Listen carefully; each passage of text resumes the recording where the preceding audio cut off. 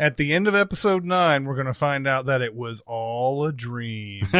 Yeah, like Baby Yoda's going to wake up in his crib. Yeah. And he's going to be like, what am I going to do about this? In my best Yoda voice. Into the future, I see.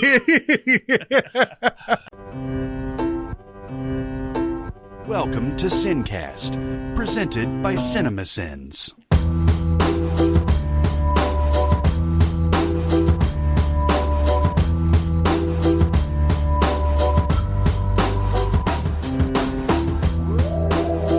This episode of SinCast is brought to you by Mubi, a curated online cinema streaming exceptional films from around the globe. Each day, Mubi introduces a new gem and you have 1 month to watch it.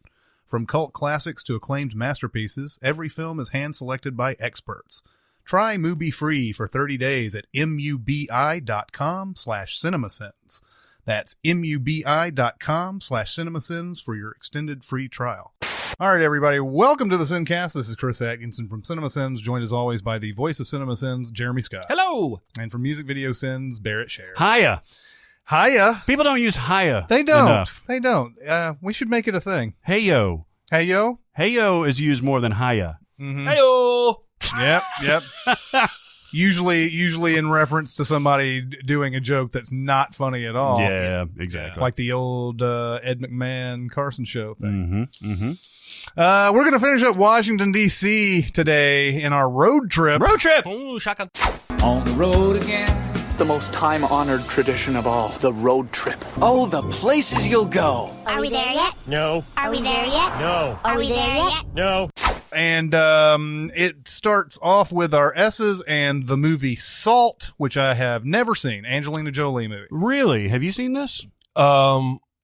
Would you think less of me if I told you there were about 3 Angelina movies in this era that I confuse? One of them being The Tourist, one of them being Salt, one of them being another one. There's another one like Salt that I'm... Yes. I would not think less of you because I did the exact same fucking thing. Okay. Matter of fact, when I first sent this out, I put Salt, and I usually put notes after each entry. I put Jesus because I conflate this actually with like Lucy or stuff like that. Yeah.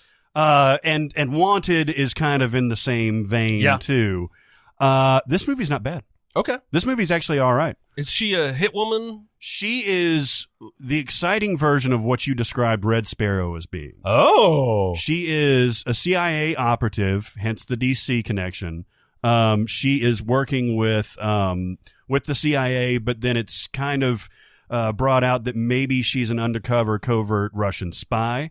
So then she goes over to the Russians and she has a life there, and she basically establishes herself there. Wouldn't undercover covert Russian spy be a better title for the movie than Salt? Yes. Okay. Yes. Because you say Salt, and that could just as easily be a drama about apartheid. What does Salt fucking mean? What does that tell me? Her name is Evelyn Salt. Well, that's stupid. I agree. Is she Red based Sparrow's on a real a better person? fucking... No, I don't think so. Then I don't care what her name is. Right? I guess. Yeah. I mean, I think they're trying to make it like Bourne or if something you were like making that, right? a Houdini movie and you called it Houdini, that would make sense. Yes. That name means something to me. Mm-hmm. Fucking Salt. I know, man. I know. That's but actually this worse than Only the Brave. That's true. This is a good action movie. It's better than Wanted, I think. It's right on the same level as Wanted. I actually But The Tourist is also like an action spy kind of thing, yes, right? and that can eat my asshole. I want to see that. That movie sucks so bad. It's Johnny Depp, right? Yeah, it's Johnny Depp. Oh, boy. But yeah, so this is better than I remembered, and it has maybe, like we always say, like one too many twisty, backstabbing, double-crossing things. Mm-hmm. But it's a spy movie, so you kind of expect it. I'm going to have to check it out then. Yeah, it's pretty good. Then we have Scary Movie 3. Fuck. We really had to talk about this for DC. I don't remember much about Scary Movie 3, actually. Yeah. I did see it. I think the only one I haven't seen is 2. I haven't seen 2. Oh, you haven't seen 2? I've seen parts of 2. 2's my favorite one, I think. But 3, I don't remember much at all. But this is the Signs spoof, essentially. It is. Yeah, you've got, so the first one is the Scream parody. Yeah. Overall, there's all these references thrown in there. But Right. that's the Scream parody. The second one is the Haunting of Hill House parody. Or Okay. the Haunting parody. And then this is the Signs parody. And you're right, because it's totally forgettable. It's Charlie Sheen playing the Mel Gibson character. Mm-hmm. Anna Faris is, of course, in there doing like her continuation of her character. But it really isn't funny. It's not the low point of the series. The low point is 5, but 4 is funny. That's the War of the Worlds parody. Yeah. So yeah, this is not good. It's just sad how, I mean, David Zucker's name is on this. Yeah. I just don't understand, and it doesn't, I don't think he wrote any part of it. No, he just directed it. Pat Proft and Craig Mazin. And then there's like IMDb credits the character, people who came up with the characters and stuff. But if you listen to the Zucker brothers and Jim Abrahams and all these guys about how a joke is constructed and everything, like these guys really know what the fuck they're doing. Mm-hmm. And then they make a movie. I mean, David Zucker is the only guy on this one, but they make a movie like Scary Movie 3 or I think Superhero Movie. Also, David Zucker did. You just like, what happened here? Are you really that buckled under the studio system at this point where you just can't make your own? I think he knows a lot of the stuff isn't funny. That's how smart those guys were about joke construction. Yeah, and that's weird, because you'd think he's got enough clout, even by this point, to where he can take the reins on it. Did you guys see? It was a lesser magazine. This is a little bit of a derailment. Did you see the article about, or the story about, the late night writers and how they're completely despondent these days because they're unable to write anything other than Trump jokes? Oh, really? Yeah, this is like from Colbert, from Fallon, from Kimmel, even from the new Daily Show, where it's first world problems basically. But they're writing shit that they know moves the needle because the producers tell them it moves the needle, and they can't write anything else. There is no John Oliver type of story that they can fit in a monologue or something like that. It all has to be punchy, Trump is a Cheeto type of thing. Yeah. And it's funny because I really like Colbert. I just like the way he presents his show and everything. I think a lot of his monologues are funny. After I read that, which is essentially a hit piece, it's not very well written. It's very one-sided. But after I read that, I watched it last night and I was like, kind of got a point.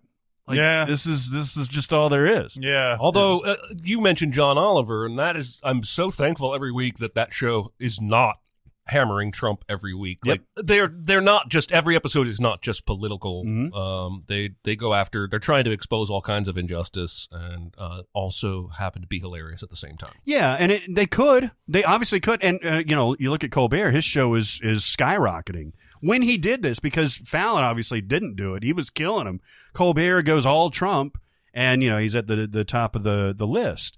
And it's like, the reason that I'm saying this is because somebody like David Zucker, like, he's funny. He's made amazing shit in the past. Yeah. Like, did he run into a similar thing where it was like, well, we have to do this because that's what makes the money? Airplane doesn't make any money anymore. Maybe he just wanted some free money or easy It money. could be. It could be well that. be. But I feel like I've heard the Zucker brothers and Jim Abrams talk a bunch about just joke stuff, and I'm like, if you're on a movie like that, I guarantee you probably know how to make it funnier, and you just didn't.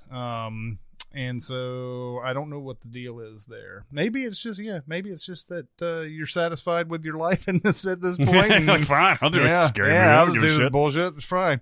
Sharknado 3. Oh hell no! And I've never seen one Sharknado movie. You don't Really? need to. Did you see the first one? I saw half of the first one. Yeah.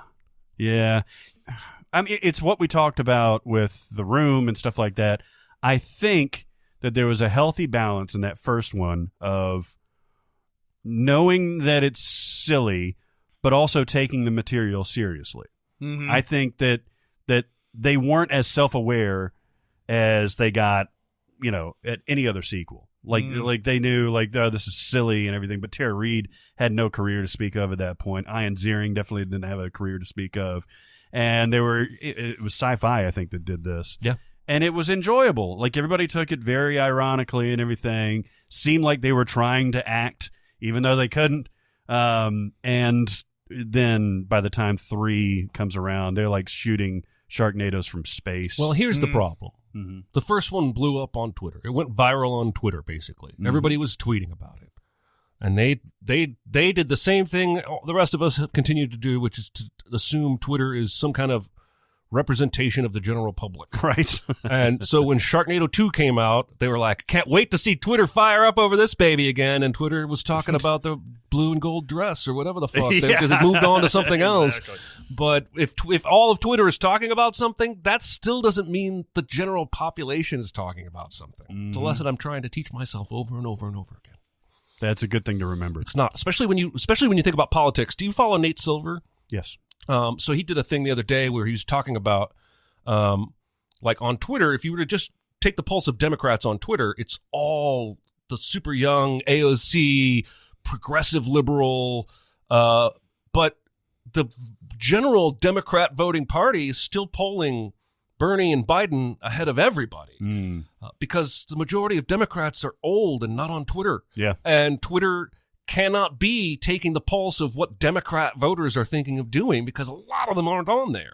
And Which is odd. We make the mistake of, I do this every day. We make the mistake of thinking Twitter is somehow like representative on a percentage basis of the larger world as a whole. I think the issue, God, we are derailing, but like our president is affecting policy, is implementing policy through fucking Twitter. Yeah, but I'm telling you, like, the president has 50 million followers on Twitter. What does that mean? And there's 300 million Americans, right? Yeah, but what does that even mean? Because I know at least half of those people following him are Democrats who just want to come in and make jokes under every one of his tweets. Not to mention all the bots, right? Yeah, and it's not representative of anything. Right. And my life has been better the more I've made that my motto. Because, again, I go day to day. I interact with people at Starbucks, at the grocery. Like, I never have fights with those people. I go on Twitter and say one thing. Here's a picture of my cat. Your cat's too fat. You feed your cat too much.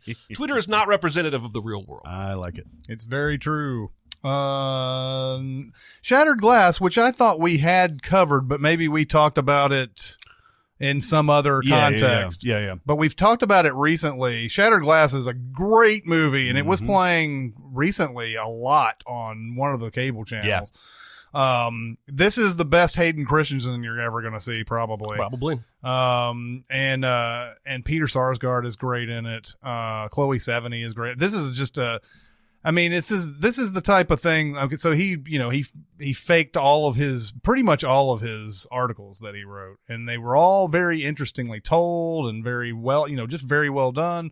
And then finally he writes one where another publication's like, wait a minute, this doesn't seem right. They even try to go to the websites and stuff that this guy is mentioning, and they're like, this isn't real.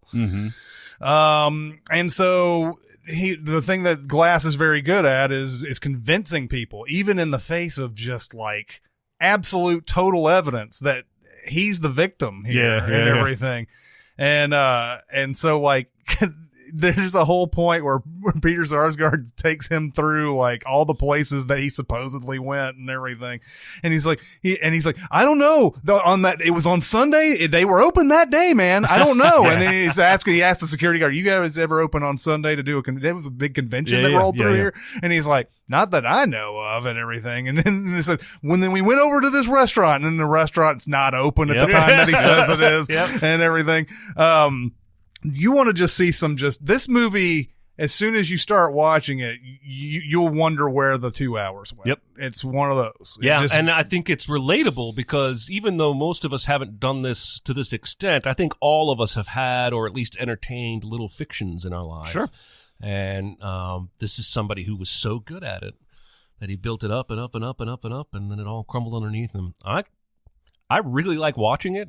It's fantastic. Yeah, it's a really good movie that I don't think enough people have seen, probably. Yeah, and Sarsgaard, I think, sneakily steals the show because he's got to play a bigger range, I think, of because he's kind of a good editor. Yeah. Like, he's very protective of his brand. He's and his frustrated writers. on all sides Yeah. because you've got these office politics of the old editor, Hank Azaria character that have left that are loyalists to him. Yeah. So if he cleans house with Glass, then he'll be seen as like the usurper or whatever, right? This is the New Republic. Is that what Yeah. And but yeah, that all distilled in that. Peter Sarsgaard steals the movie. Well, don't know if it's fair to say he steals it since he is a principal character. But the thing is that he's shown as the villain for a good portion of this, Mm-hmm. and I guess you as the audience know what you're seeing. You know that Glass forged all these things. He faked all these articles and everything. Forged Glass, Yeah. nice. Exactly. But that's how powerful his character is, that even Sarsgaard, you're like, oh, what a dick. Just let him have his stories and so on. But there's a point where Sarsgaard is talking to 70, and I've mentioned this scene before, and 70's just like, what are you doing this for? You just always been against him and all that. And he goes, he made up every one of these articles, and we let him do it because he's entertaining. Yeah. Yeah. God, that guy's good. Yeah, he is. And probably one of the more underrated actors, probably. His freak out at the end of Jarhead makes that movie worth watching all the way to the end. Yeah. Because, god damn, I mean, he went to a place, you watch Barry, we'll talk about that at some point, where he has to go to a certain emotional place to get a true performance. Whatever Peter Sarsgaard did to get to that performance, oh, man, it's good. Yeah. It's like chill-inducing. Ooh. We have a lot of here. Shattered Glass has very little in Washington, but we're getting it because we haven't gotten it before. There's a lot in this S they're just barely in DC for a bit. The Simpsons movie is also one of these. I think I've always been disappointed in this movie.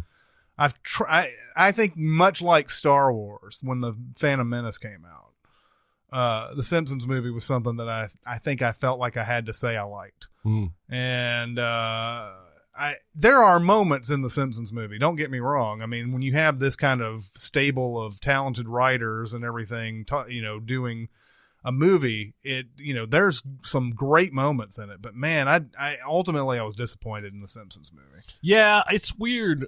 I watched it. This was my bachelor party movie. So the night before, I think I was there. I think you were. There were about 9 of us. My brother was there. And it was opening weekend, and we laughed and laughed and laughed. That's a good environment to see something. Yeah, like that. and I'm like, I loved it. I don't think I saw it again for maybe 10 years. And that viewing, I was disappointed. And then I saw it again maybe a year or two ago, and I liked it again. Interesting. I was going to ask you guys how many times you've seen it, because I've only seen it probably twice. Yeah. And I had the same kind of reaction. It's not something like the South Park movie where we've watched it dozens of times. Yeah, right? it's nowhere near that good. Well, and once again, you have that South Park movie was made like a year into its run, and the Simpsons movie, which had long been rumored for just forever, it was in its 17th, 18th season when they made the movie. And you can tell that there's not much ground to cover anymore. My favorite part is the Tom Hanks part. Yeah. Because they're trying to make it where Springfield doesn't even show up on GPS anymore. Yeah. Because it's surrounded by this dome. And so like there's like a little montage where it shows like these people going towards Springfield, and it says, "You are now headed nowhere." and so then Tom Hanks comes out and does his like whatever government PSA type of thing or whatever, and he's like, we're gonna start building all this. What are they doing in the area where the dome is? They're making something, or God damn it, I need to figure this out because he's It's nowhere near where anything is or ever was. Okay. But yeah, I mean, it's obviously got its moments, but it's just I don't know. I guess it's not terrible. No, I mean, if it was an episode, it would probably be on the better end of episodes. But I think because it was a movie, we expected it to be better than an episode, like South Park was, and it just wasn't. I do like the Alfred Brooks. Because he's the guy Albert trying Brooks. to convince the president. It's like, we've got 5 plans for how to handle this. Plan 3, plan 3, plan 3. He's got this one he's pushing for the dome over spring. And Schwarzenegger's like, I was voted in to lead, not to read. Here we are laughing about a movie that disappointed us. That's right. But yeah, I mean, it's got its moments. Then there's Spider-Man: Homecoming. I think you can make an argument that the best scene is in DC of this movie. You could make that of argument. a really good movie because it's better than like the Staten Island Ferry thing, and it's better than the end. Well, you know, all the especially school stuff is fun. if you kind of start counting the DC stuff from when they're in the hotel hacking the suit, and then he goes out and they're in the middle of a heist, has a fight with the Vulture, and then all the way through the Washington Monument rescue. I love this movie. Oh, yeah. I think I tweeted a week or two ago that whichever one is the best, this one is my favorite MCU movie. This is the only one that I keep going back to. Oh, I've probably seen it 20 times, maybe 25. I just love it. And it's every bit as flawed as the rest of the MCU movies are to me in terms of I can nitpick, especially that goddamn airplane at the end. But it's just, it nails the emotional moments so perfectly. Tom Holland's like, every Spider-Man we've had for the last 20 years on film has been great. Yes. But he's the best. I think so. And, you know, it's not even the Avengers tie-ins aren't awkward to me because he's got Tony Stark. Tony Stark is already established as his father figure, right? He's desperately trying to get into the Avengers, but he still has, you know, all the school stuff going on. He's super smart. We don't have to go through the origin story and all that stuff. Like he wants to be a hero. It's multifaceted, and the Avengers part, I think, buttresses it rather than like distracts from it. You know? Well, what I mean? yeah, it's because he has that ambition but isn't ready for it yet. That's what allows us to sort of experience his journey through this film. I love it. Ned is the single best character in all of the MCU. I don't care what you want to tell me about Groot. I don't care what you want to tell me about the guy who didn't have enough pamphlets. Ned is the best MCU character. The guy who didn't have enough pamphlets. Korg. I couldn't remember his name. Yeah, no, that was fine. Yeah. Ned's awesome. I love this movie too. I hate the ending. Yeah, the ending's not fun. Yeah. I like everything leading up to the ending. I like that scene in the hotel in DC. It's almost a throwaway scene where the girl Lauren, the girlfriend. I know we always forget that. His potential girlfriend comes up to him and says, "Hey, we raided the snack machines and we're going down to the pool and all that stuff." Nothing illicit. They're not boozing it up. They're not smoking crack or anything like that. They're not that we know of. They're not penetrating each other or anything like that. They're just it's a kid friendly. We got snacks and we're going to the pool. Come join us. And he has to make that split-second decision to say no, and it says a lot about that character. I love nostalgic scenes like this because that's kind of, it taps into my inner kid. Same thing with It when they're jumping into the quarry and stuff like that. Those little things remind you of like pure days. You know what I mean? Yeah, what I like about it is that I would have done the same thing he did, only I'm not a hero off to stop crime. I was just awkward. So I would have turned her down and gone back into my room and watched TV. Oh, really? But he has a reason to turn her down. Yeah, I love everything about that one, basically. I don't even the flaws. I love them. The potential girlfriend's name is Laura Harrier. Laura Harrier. Yeah. Laura Harrier. One of these days it's going to stick. Yeah, one same here. She's so fucking good in Black Klansman. Yeah, she's great in that. Then we have St. Elmo's Fire. Now that's a DC film. Yeah, it is. Joel Schumacher directed this Brat Pack movie, which may have started the Brat Pack, I think. St. Elmo's Fire, is that the movie that may have started that whole... I think the Breakfast Club probably did, right? Breakfast Club, maybe. Which one was the one? I think St. Elmo's Fire has more Brat Pack members in it. Yeah, it does. St. Elmo's Fire was 1985. Breakfast Club was 1985. Both of them, really. Yeah. I mean, I guess that makes sense. That's funny. It's the same year. It is the same year because that's crazy. They're playing high school kids in Breakfast Club, and then they're playing post-collegiate kids, or adults in St. Elmo's Fire. Mm-hmm. Do you like this movie? I haven't seen it in forever. I haven't seen it since probably 88. This movie is close to great. Oh. This movie is awesome. Ooh. It's better than The Breakfast Club.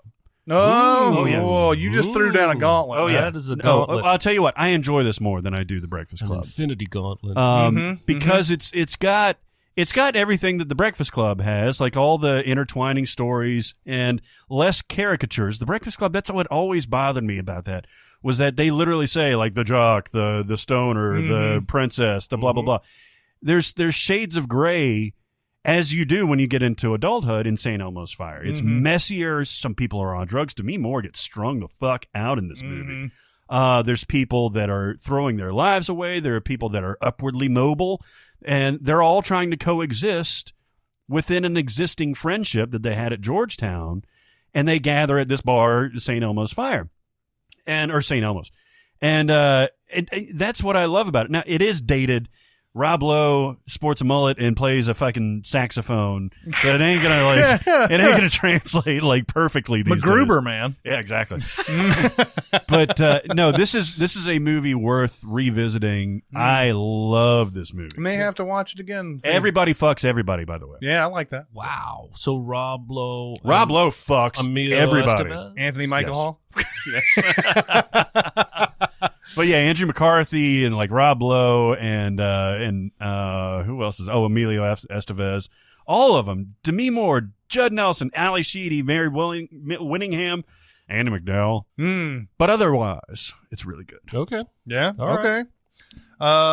Then there is Suicide Squad. Okay. I guess. Well, that's not even. What? It's where it starts out. Viola Davis is eating steak. That's messily. DC. That's Oh DC. my Yeah, God! she's I will never forget her eating steak. That steak, man. She chumped it. She is into the steak, man. Just like everybody in that movie is into eating everything.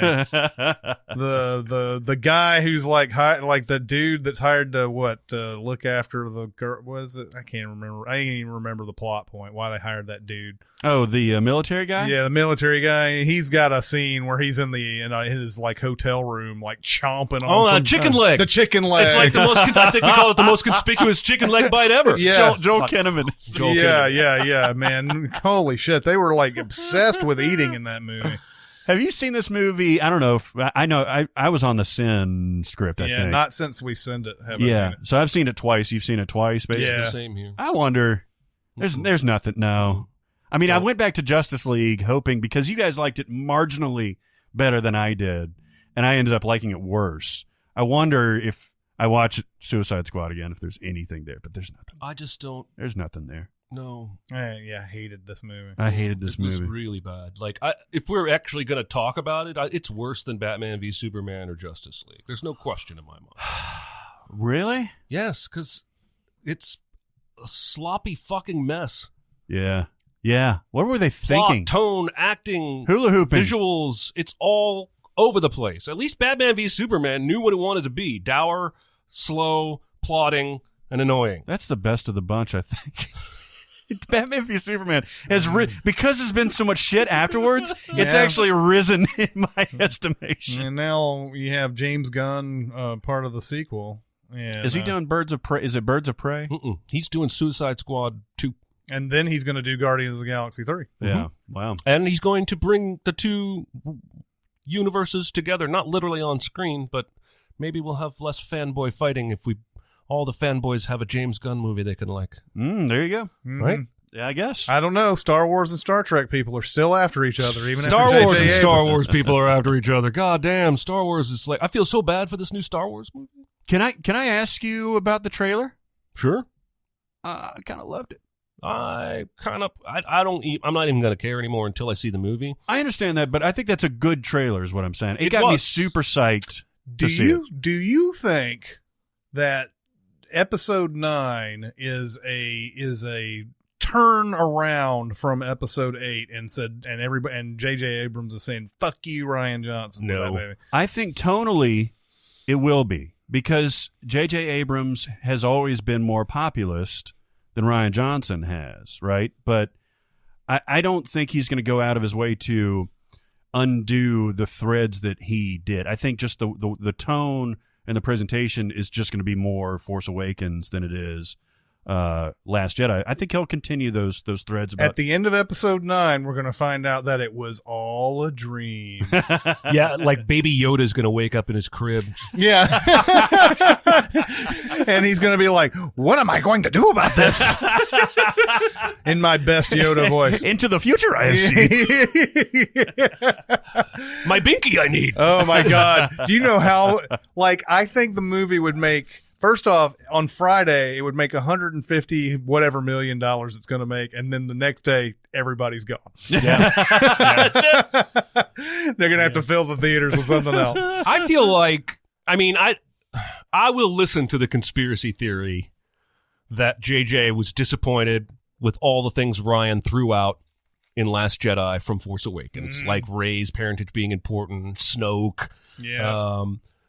And then when he got the chance to do the next one, is going to do the same thing. I will listen to that conspiracy theory. I just don't think it's practical at all. I don't think so either. Well, and I wouldn't understand it myself because ultimately think about who's really in charge of this. Disney is. Yeah. And Disney is not going to sit here and go, we're going to go this direction and now we're going to go. I guess that's how, they could, I guess. I don't think they're going to let two directors have a pissing match over one of their biggest properties. Yeah. Disney was okay with The Last Jedi. Mm-hmm. And they're okay with this number 9. Mm-hmm. It has to be the case. Yeah. I don't think he's going to retcon much at all. I don't think so either. I think he wants you to think he's going to. I don't think you really need to, right? Like, what are the lasting impacts of Last Jedi? Luke is a Force ghost, but he may as well have been for the entirety of Force Awakens, Sure. right? Sure. They're dwindled to nothing, but that's how A New Hope started, essentially, right? Leia's found to have powers, but we always knew Leia had powers. There's not a whole lot besides Rey's parents And Snoke. Those are the only two big things. But it sounds like if they're bringing back Palpatine, they don't need no Snoke, right? Right. Well, and the Rey's parents thing can easily be explained off by, saying that Kylo Ren was just fucking with her the whole time. Although I still think she's going to end up being born of nobodies. I think the Skywalker in the title, by the way, road trip to D.C., I think the Rise of Skywalker refers to something else, not Rey. I would think so, too. By the way, I love the font that they use in that Anyway, we should probably get back to DC. Yeah, sir. Then we have Stealth. You know what's crazy about Stealth? This is the next movie that Jamie Foxx did after Rey. He did. Swear to God. It said on the fucking trailer, Academy Award winner Jamie Foxx. And complete with that whole, that's hot in the track. That's hot. Oh my Jessica God. Biel's in this. I think it's Josh. one of those Josh Lucas. It is Josh Lucas. Yeah, I was about to say it's one of those Josh Lucas, Patrick Wilson type of actors that they run through Did you guys see this movie? Oh, yeah. Yeah, I saw it back in the day. The plane is evil. The plane is evil and super smart. Yep. I kind of want to watch it again. I'd all but forgotten about it, but man, evil stealth plans? How could that not be fun?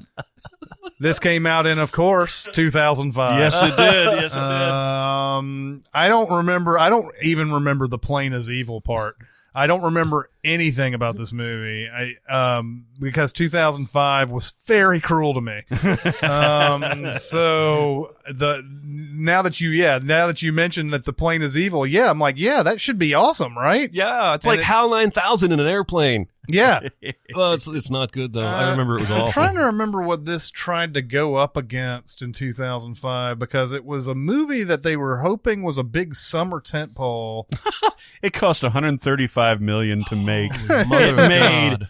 $32 million Oh, my God. domestically. God.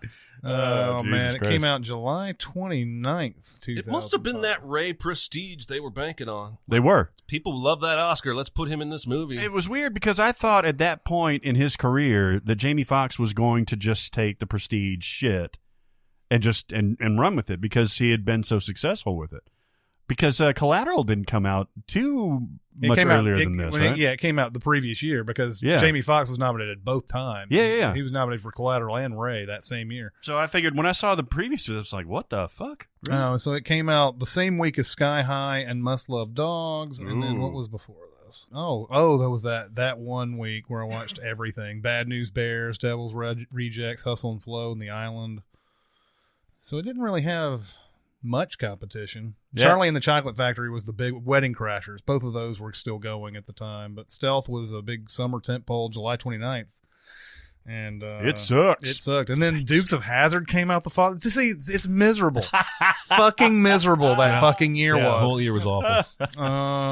Then we have Syriana, and that I don't remember anything about it anymore. We tried to talk about this a few weeks ago, and I think we failed. We did. Once again, I literally read through this plot, of which it's very, very in depth. It's very detailed.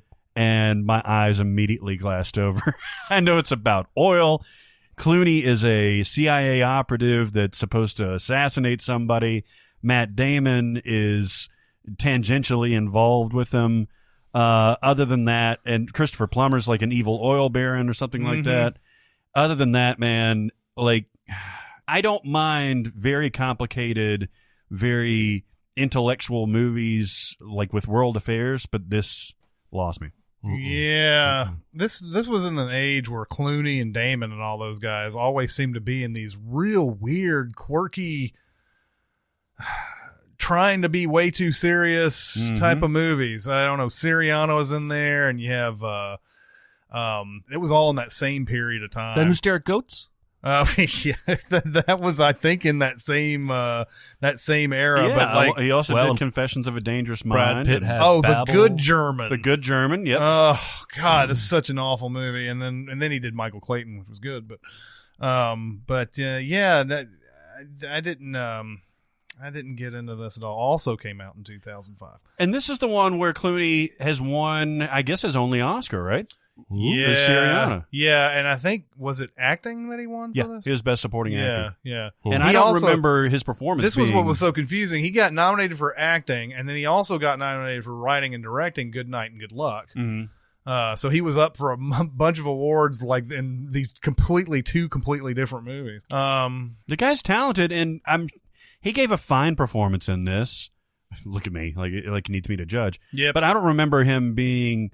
I think his performance in Three Kings is better. I think his performance in Michael Clayton is better. Like, I feel like he's got better performances that should be recognized more than Syriana. You know what I mean? I mean, good for him and everything. And that's the thing, even if you ask the Academy voters, like, what did you give Clooney his Oscar for? They're not going to remember.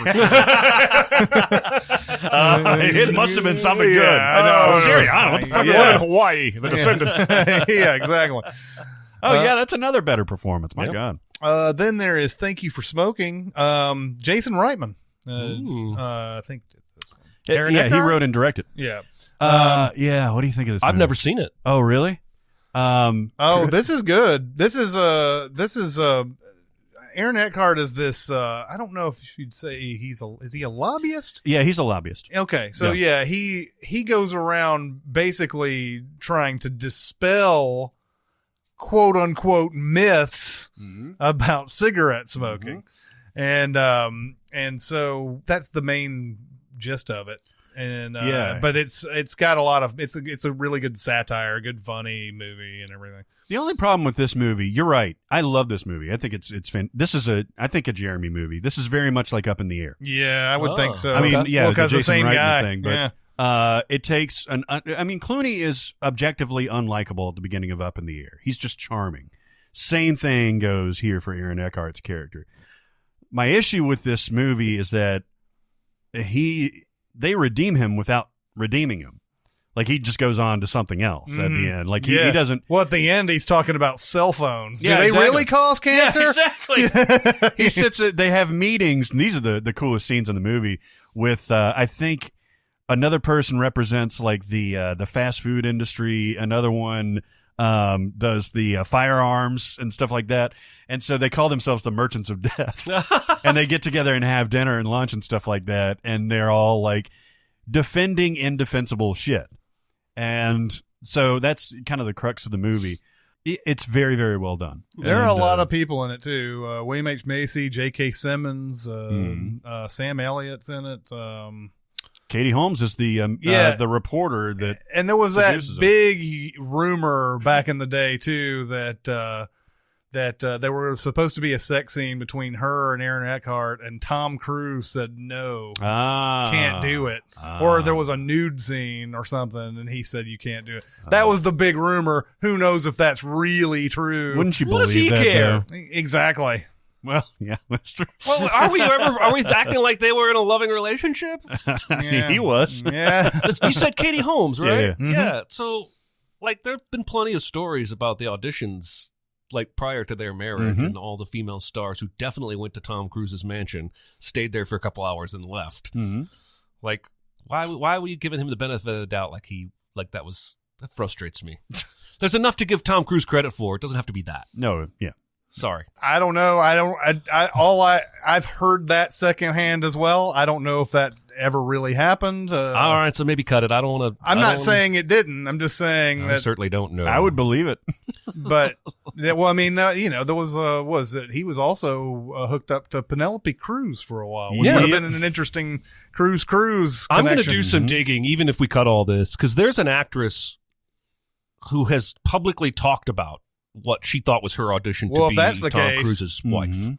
I got to remember who it was, but it was somebody that got called there, figured out what was going on, and didn't want anything to do with it, and left. Oh. I'll look it up and I'll let you know. Anyway. But yeah. Then we have 13 Days, which is a great movie. I was going to say, thank God. I have never heard anybody talk about this movie, and I love it. Yeah. And I think it just gets dismissed as that boring Cuban Missile Crisis drama, and it's not boring at all. It's not boring This at is all. so good, and it just didn't come out. It didn't come out at the right time. Nobody saw this. Kevin Costner's the star. Bruce Greenwood plays John F. Kennedy. Shocking. Yeah, exactly. Who is president? Yeah, exactly. This came out on Christmas Oh wow, I in forgot that. 2000. Was that around the time when the actual missile crisis happened? Because there's no other reason to release that movie at Christmas. I thought it was the summer. Oh, it was October of 62. Okay, so that seems like a weird release strategy. I agree. Oh, Christmas! Everybody wants to see Costner's Boston accent. It goes through this whole thing, and yeah, if you write this movie off as boring, then you're the one that's boring. You are. Yeah, you Tour are. man. You Tour are. man. Yeah, exactly. But I don't think anybody realizes how close that nearly came to being an all-out. It would have been World War III. Mm-hmm. With nukes. Yeah, with nukes this time. I don't think anybody realizes that. Multiple times, too. Yeah. Oh, yeah. That's why this. Okay, so the blockade happens, and then you got like the ships getting into position and everything. Then you get the pilot shot down. Then you have like the meeting between the envoys and stuff. Like this shit could have gone down multiple times over these 13 days. Yeah. You know? Yeah, So that's absolutely. what keeps you like gripped the entire time. You can't let up. Side note, we talked a few weeks back about Matinee, the John Goodman movie where he makes monster movies. This is set during the Cuban Missile Crisis. I Yeah. watched this movie since we talked about it. And he brings a scary movie to fucking Key West because he knows the town's on edge because of the Cuban Missile Crisis, and that's the best time to scare the shit out of him. It's a better movie than I talked about last time, but it's still not one that I would say is great. Anyway. Well, and X-Men First Class is also Yes, set during. Yeah. Actually, yeah. But this is really good. This is one of Kevin Costner's like great performances, and we don't ever talk about it because the movie didn't do anything. Yeah. Dylan Baker's really good in this too. As another guy who just shows up and stop that firing, all that bullshit. But 13 Days is a great movie, highly recommended. I want to see it again. Yeah, I do too. I haven't seen it in forever. Then there is Timecop. Jeremy, Oh, shit. take over. Not prepared for this. I was not prepared. First of all, it's one of the better Jean-Claude hairstyles because he's got kind of that, like, flowing back Yeah, part he of the does. hair, but the Yeah, he top does. is short. Yep. What do they call that? That's the mullet. It's not a true mullet, but it is kind of mulletish. It's like it's tight. It's like tight a up front. fashionable mullet. And Mia Sara's his wife. Yeah. What is it? Is it Fine, business Billy. on top and party in the back? That's right. That's what it is? Yep. This movie makes no goddamn sense. Like, if you actually want to talk about time travel, don't watch this movie. He encounters his younger self when he goes back in time, right? Yes.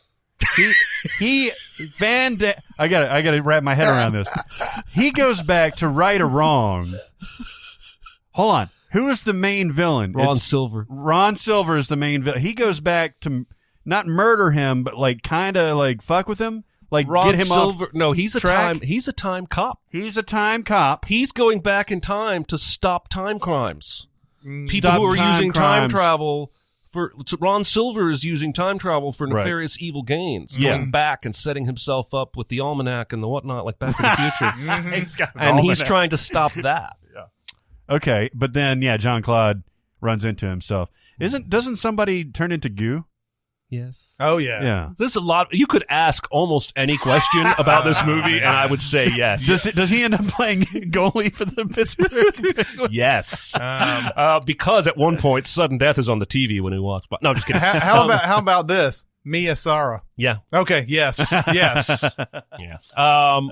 There's a fire. There's a mystery. There's technobabble. There's a same versus same scene. Ron Fight each Silver other, versus right? himself. Yes.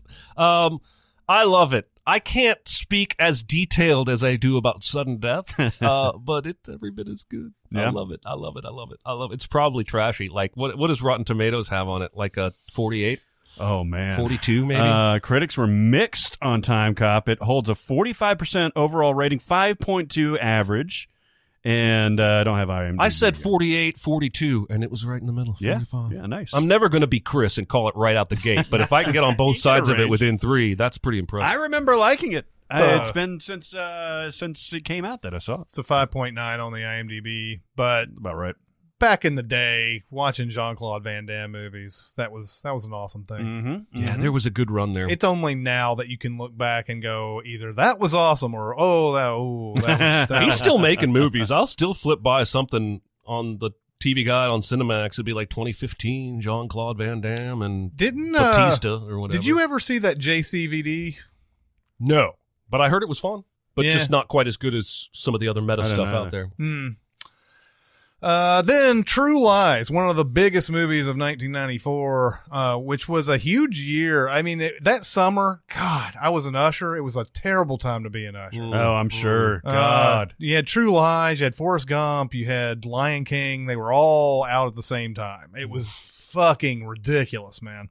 Anyway, True Lies. What do we think about this movie today? Man.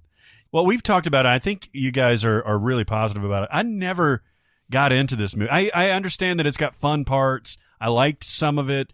I just never got into it like a Terminator movie or something like that. Yeah, I know that the depiction of terrorists in this movie Problematic. has become very problematic. Well, and a depiction of women. Well, yeah, for sure. Mm-hmm. And I think there's a reason that True Lies was the standee Captain Marvel destroyed when she landed in Block. That's all I'm saying.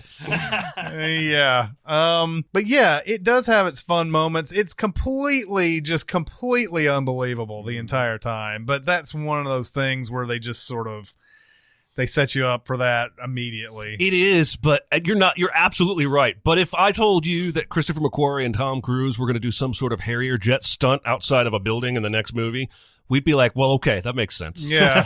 But with Arnold and James Cameron, completely ludicrous. Yeah. Of course, it's much more campy and cartoony in this case, which makes it less believable. I thought Tom Arnold was hilarious in this. Yeah. This might be the funniest he's ever been. Sure, in yeah, True yeah. Lies. And there's a whole segment in this movie dedicated to Schwarzenegger confronting his wife about the Bill Paxton character.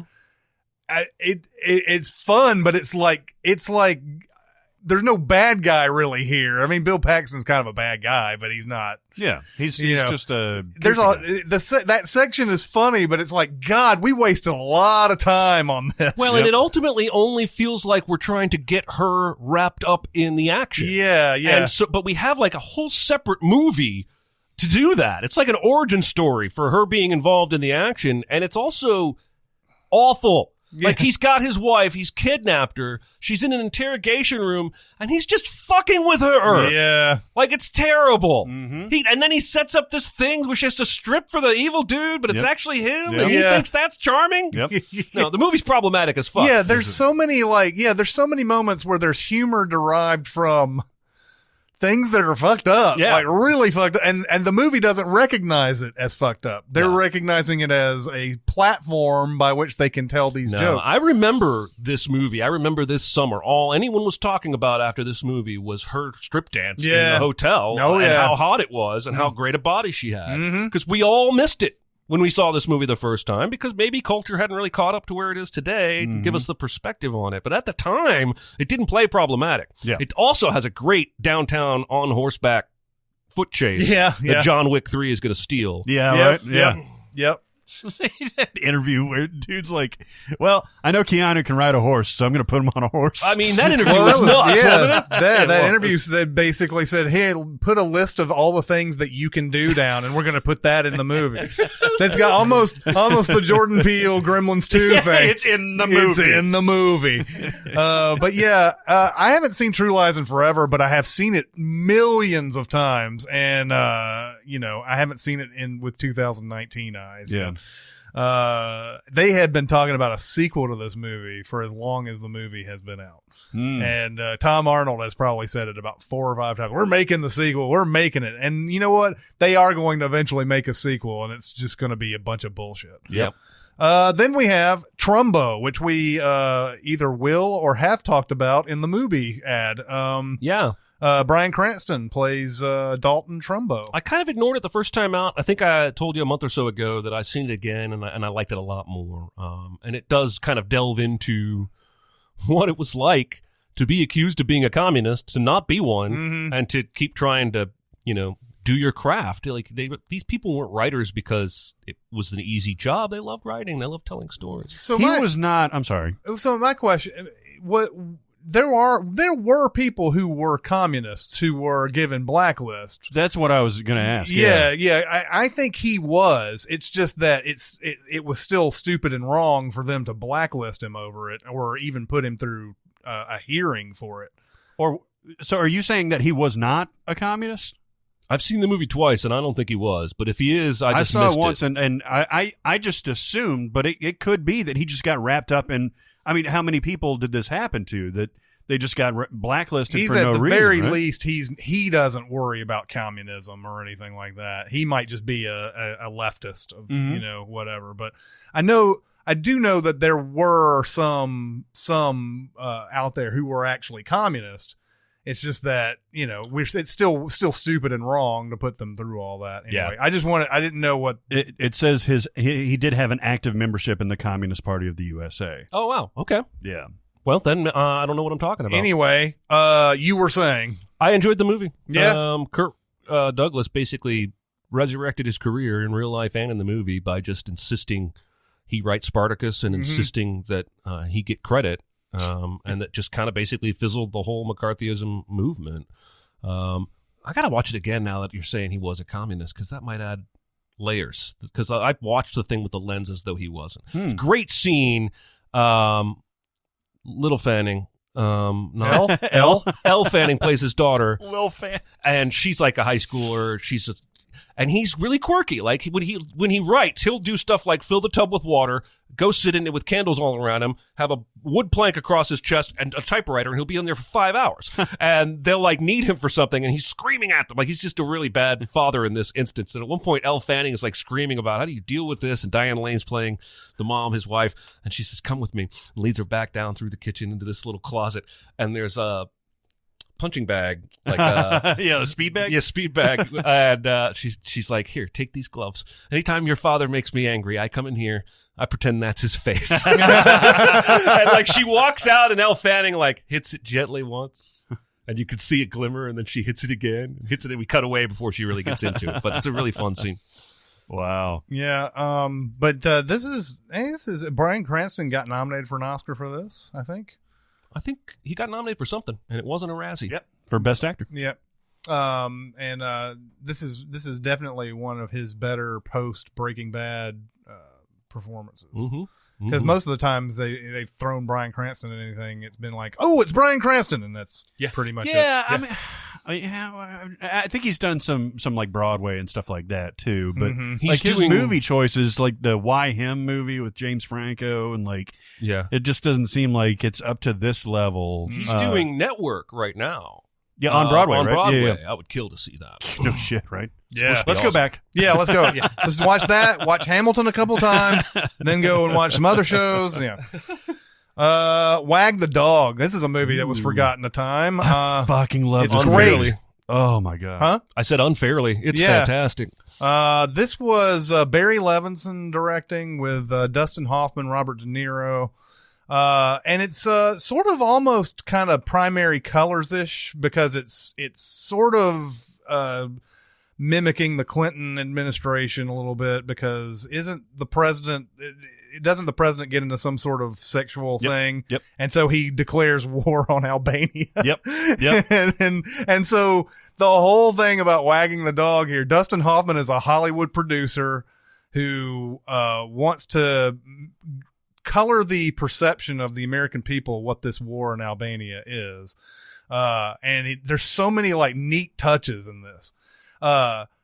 Having a woman say to her lover in bed, like, do you remember that song, Old Shoe? That blah, blah, blah. And Willie Nelson is like sitting there making the song as she's talking about it. And they press it down into a record and make it look all old. They put it in the Library of Congress where they can then find it. That's right. They reverse steal. Yeah.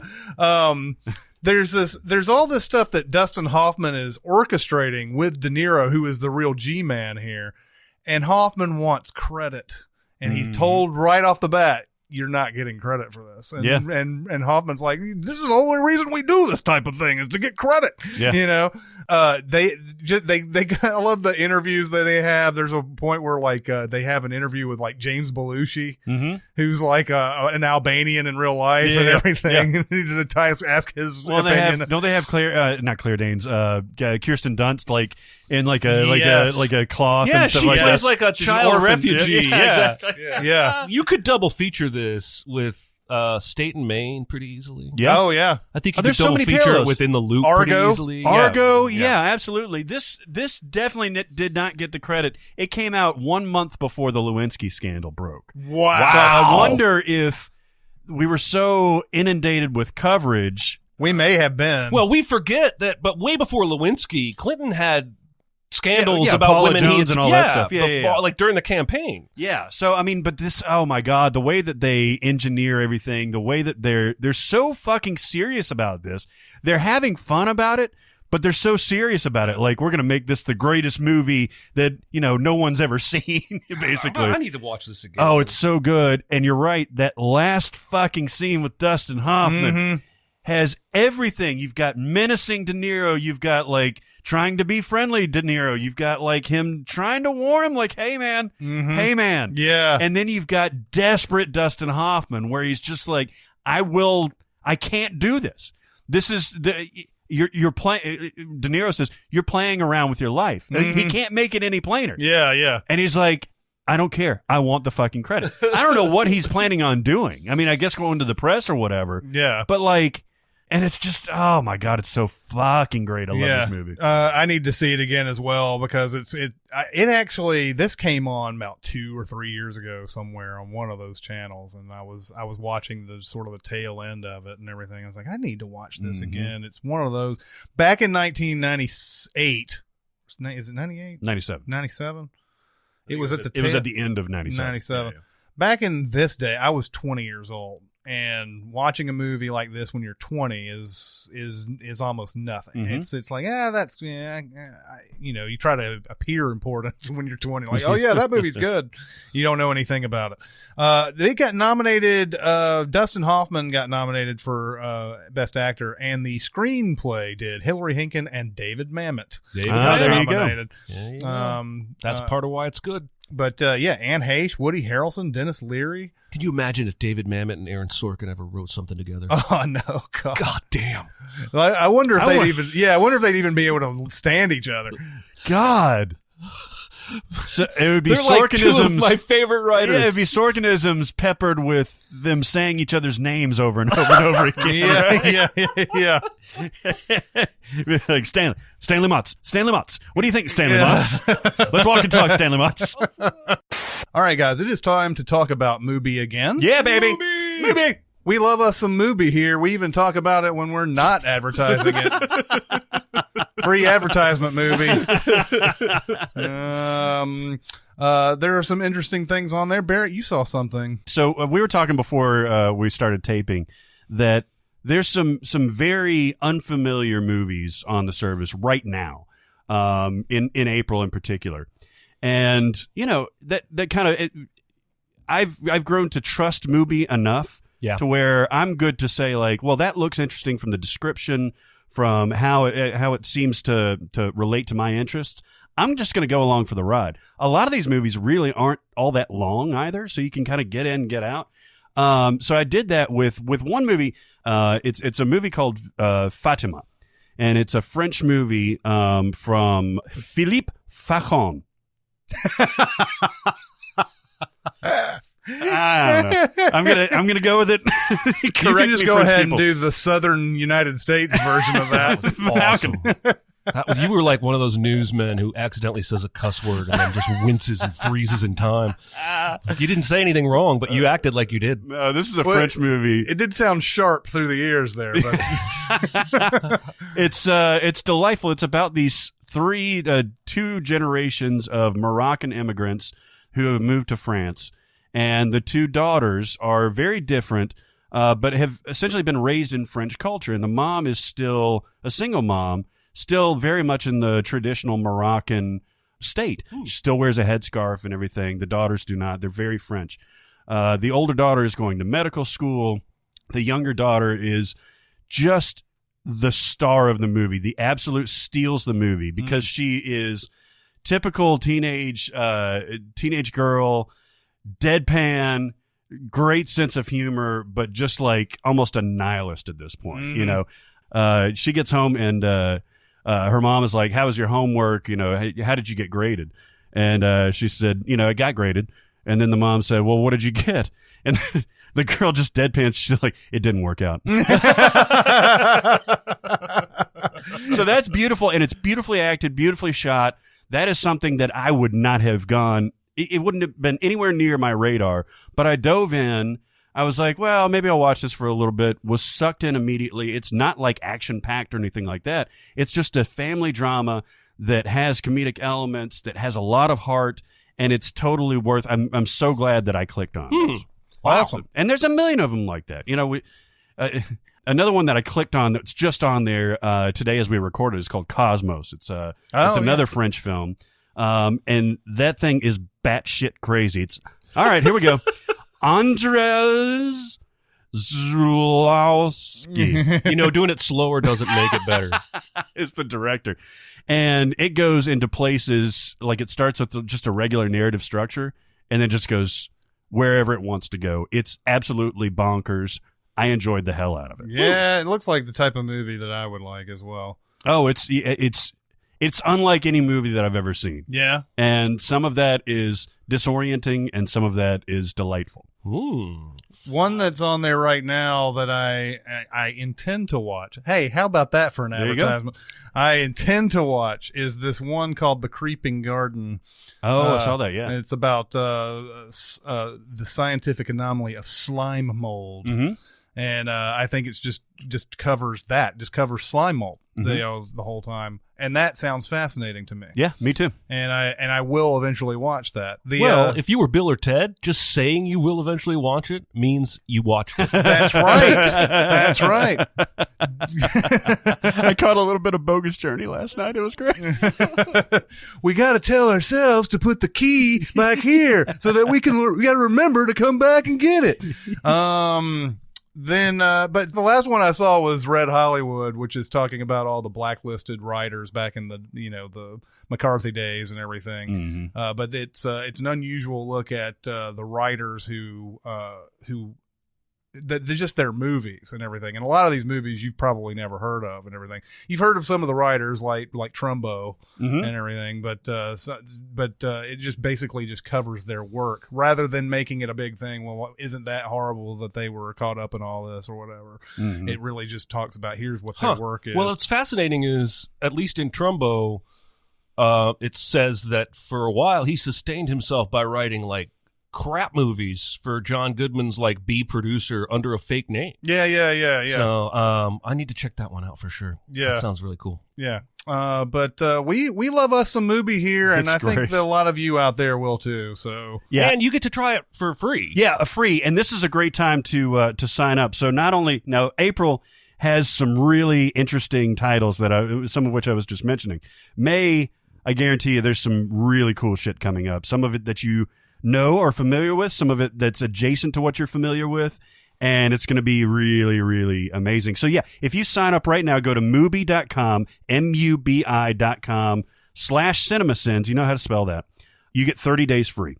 30 days, that's a full month. You're going to get access to a ton of movies. Some just dive in like I did and be rewarded. Some you're going to recognize it, or a director that you recognize and be like, I want to watch that to kind of further my viewing experience. It's awesome. You know they're awesome. Do it now. Do it now for free. $0. Get to the chopper. Get to the chopper. then we have Watchmen. Ooh. This movie, man, I think This movie's exhausting. I've run through the roller coaster emotions through this movie.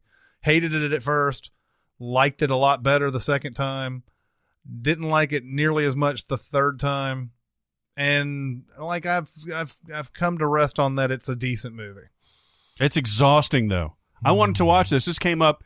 Netflix has got this weird thing because I could have sworn that I've seen stuff like 4 Rooms on Netflix recently. And I was like, you know what? Maybe I'll watch a little bit of 4 Rooms. So I'll type that into the search, and it's not there. But it'll come up with a bunch of somewhat related movies, and this came up. What? Yeah, exactly. Watchmen. And I was like, you know what? I liked Watchmen, but do I really want to invest any of my life into watching that again? Because it's dour. If you like it for dour reasons. And like it's long. Oh, I don't know. There's a lot of humor in that. I am curious to see this HBO show based on it, because it's apparently going to be set in that world, but it's not retelling the same story from the movie. It's even time jumping, I think, ahead of where the movie would have been. And it's J.J. Abrams, man. I'll watch it. I mean, I hope it's less American Gods and more like, an entertaining piece. Yeah, American Gods. God, that went from hard to get into to I'm done. Very quickly. Yep, very quickly. But yeah, I mean, it's a beautiful movie. I think I agree with that.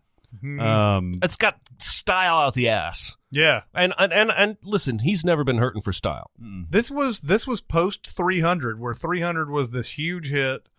And it was the very next year, I believe, this came out, or maybe 2 years. It was, and it was, this was. I think Zack Snyder was probably at the very top of what he was doing, but it started to get exhausting, like you're saying. This came out before Sucker Punch. Yes, this came. I think I was in New York when I think it was 2008. This was, yeah, well, early 2009. Early 2009. Yeah. March okay. 2009. Oh, that's right. They were advertising it. So then, yeah, 2009. Yeah. I mean, yeah. It's way too long, and it's got some cool moments, and yeah. It's not worth it to me to watch the entirety of it to get to those cool moments. You know what I mean? Yeah. Yeah. I know what you mean. It's like 3.5 hours long or some shit. Yep. Then we have Wedding Crashers. Hey, one of the bright spots of 2005. That's right, and this is DC as fuck too. Oh, because it's Senator walking. Well, no, but I mean, like every time they crash a wedding, they reconvene at the steps of the Lincoln Memorial. Oh, like right. The National Mall. The other DC divorce attorneys, and this is the perfect pairing at that time of those two actors for comedic value, I think. The way that because Owen Wilson's got that optimistic drawl. Vince Vaughn is talking just like Yeah. I love this movie so much. Isla Fisher, Rachel McAdams, Christopher Walken. I've mentioned before, like there's a scene where Vince Vaughn is tied up by the creepy little son because he's going to rape him. Ha! Yeah. And Christopher Walken comes in. The boy is hiding in the closet, and he comes in and he's talking to him and doesn't notice that he's tied up or anything. He just like casually grabs one of the ropes that he's tied up to and like test it to make sure it's good. And he was like, all right. And just completely ignores it. Did you know Wedding Crashers 2 is in development? I mean, that's one of those things where it's way too late to make a sequel. If you're going to make a sequel, make it 2-3 years afterwards. You say that about a lot of things that are getting sequels and reunions, like Mad About You or Full House or... Yes. Yeah. Super Troopers 2, same thing, right? Yeah. Like Just you too missed long. your window, Yeah. man. Because Vince Vaughn is on to different things. Owen Wilson is on to different things. Well, look how Zoolander 2 turned out. oh, Waited God. too long to make that. Exactly. And forgot Exactly. why your own jokes were funny. Anchorman too, same Yeah, thing. yeah. Just if it's gotten to a 5-year threshold, I'd say just forget it. Can it? Yeah. Mm-hmm. But yeah, Wedding Crashers has is still I think in the top 5 R-rated box office of all time. Is it really? I It was a believe it big- is. Oh Yeah. my God! It's I mean the little characters. You got Bradley Cooper in a very early role playing a ridiculous scumbag. Yeah. You've got Will Ferrell. Will Ferrell in this movie, like you think Will Ferrell is unhinged in a lot of movies like Talladega Nights or Anchorman and that kind of thing, but like there's a controlled improv to his thing. In Wedding Crashers, he's off the fucking rails. Like I don't even know. He may have improvised like all of his lines, but he's hilarious. Yeah. Yeah, Oh yeah. he's the original Wedding Crasher. Yes, he is. He crashes funerals now. I fell in love with Isla Fisher on this movie. You and me both, baby. And Sacha Baron Cohen. Yeah, Sacha Baron Cohen did. He got to her first. Oh, that's right. He had the inside track. That's So right. He was friends with Will Ferrell from the... From Talladega Talladega Nights. Nights. Right, Yeah. right. And he was out and he was out and interacting with her while we were over here in Tennessee. Had no chance. Damn it! We were going to have a If chance. only we had been in would the have had a proximity. chance Yeah. if it was if she had been in our proximity. Seriously, the only reason Luke Hemsworth is with Miley instead of me Mm-hmm. is because he's beautiful. Right. You know, Famous. Isla Fisher's really good in Tag. I love her in Tag. She doesn't get any credit. No, she doesn't. But she's so fucking unhinged, and she's crazy. Like she's as insane as they are. Did you know Leslie Bibb was Sam Rockwell's girlfriend? No, I didn't. In know that. real life. In yeah. real life, Really? yeah, because he was out promoting this Fosse thing. Yeah, I and wanna he was see on that. one of the late night shows and just casually mentioned my girlfriend Leslie Bibb is in such and such movie with me and such. I didn't know that. Anyway, she's okay. Leslie Bibb's not bad. Yeah. I Love You Man girl from The Office. Rashida Jones. Yeah. She's okay. She doesn't really have anything to do. Isla Fisher, she's got something to do, and she came to play. Yeah. Oh my God, that scene where it comes out of nowhere, where they're like they're at the party, they're at the rehearsal dinner, and Ed Helms is like, "Who are you? I don't even know you." And she's just takes a second. She's like, "Oh, am I a stranger in this strange land?" Oh yeah, she's like, "Oh, look into the biblioteca," and he's like, "Chantel is here." Chantel is I've here. seen this movie way too many times. But also, the best scene with her is the one where they almost waterboard Silicon Valley guy. Oh yeah. And when they finally come, because she goes all in, she's screaming maniacally, and they decide not to. John Hamm says to the reporter, "I just like it on the record that we didn't actually waterboard." And the reporter's like, "Right, no, just a bunch of talk about sucking each other off." And John Hamm goes, "Yes." He's got the fucking water cooler. He's like, and there's a moment where they all look around like, "Are we doing this?" I love that movie. It's not good, but I love it. Then we have the original X-Files movie. Yeah. Okay. Yeah, I don't like any of the X-Files movies. I liked this one when it came out. I thought it was disappointing. I thought it was very much like the Simpsons movie, where it came out way too late. Yep. But Martin Landau's really good in it. There's a nice little conspiracy. Cigarette smoking man is featured heavily. The lone gunmen are featured in there too. It plays all the hits. I kind of dug it. I bet if I went back and watched it now, it would be lost on me. But I was so deeply mired in the muck of X-Files that I just wanted more. Yeah, I get it. Yeah, very, very young Lucas Black at the very beginning of this. Oh. I think he had just done Sling Blade, and then and then it was this right after that. W. Oh wow. Oliver Stone's W. It does one thing well, and that is if you ascribe to the narrative that Bush Jr. and his entire presidency was like trying to impress Dad. Mm-hmm. If you buy that, this movie's for you. Yeah, absolutely. Because they hammer that shit. I mean, it is almost as one-sided as any movie I've ever seen. And I don't have a problem with it because Brolin's so good. He kind of anchors it all the way through. Elizabeth Banks is in this. Richard Dreyfuss, I think, plays a great Cheney. Yeah, and Cromwell's good in this as the older Bush. But it's hard to get through, man. Yeah. It really is.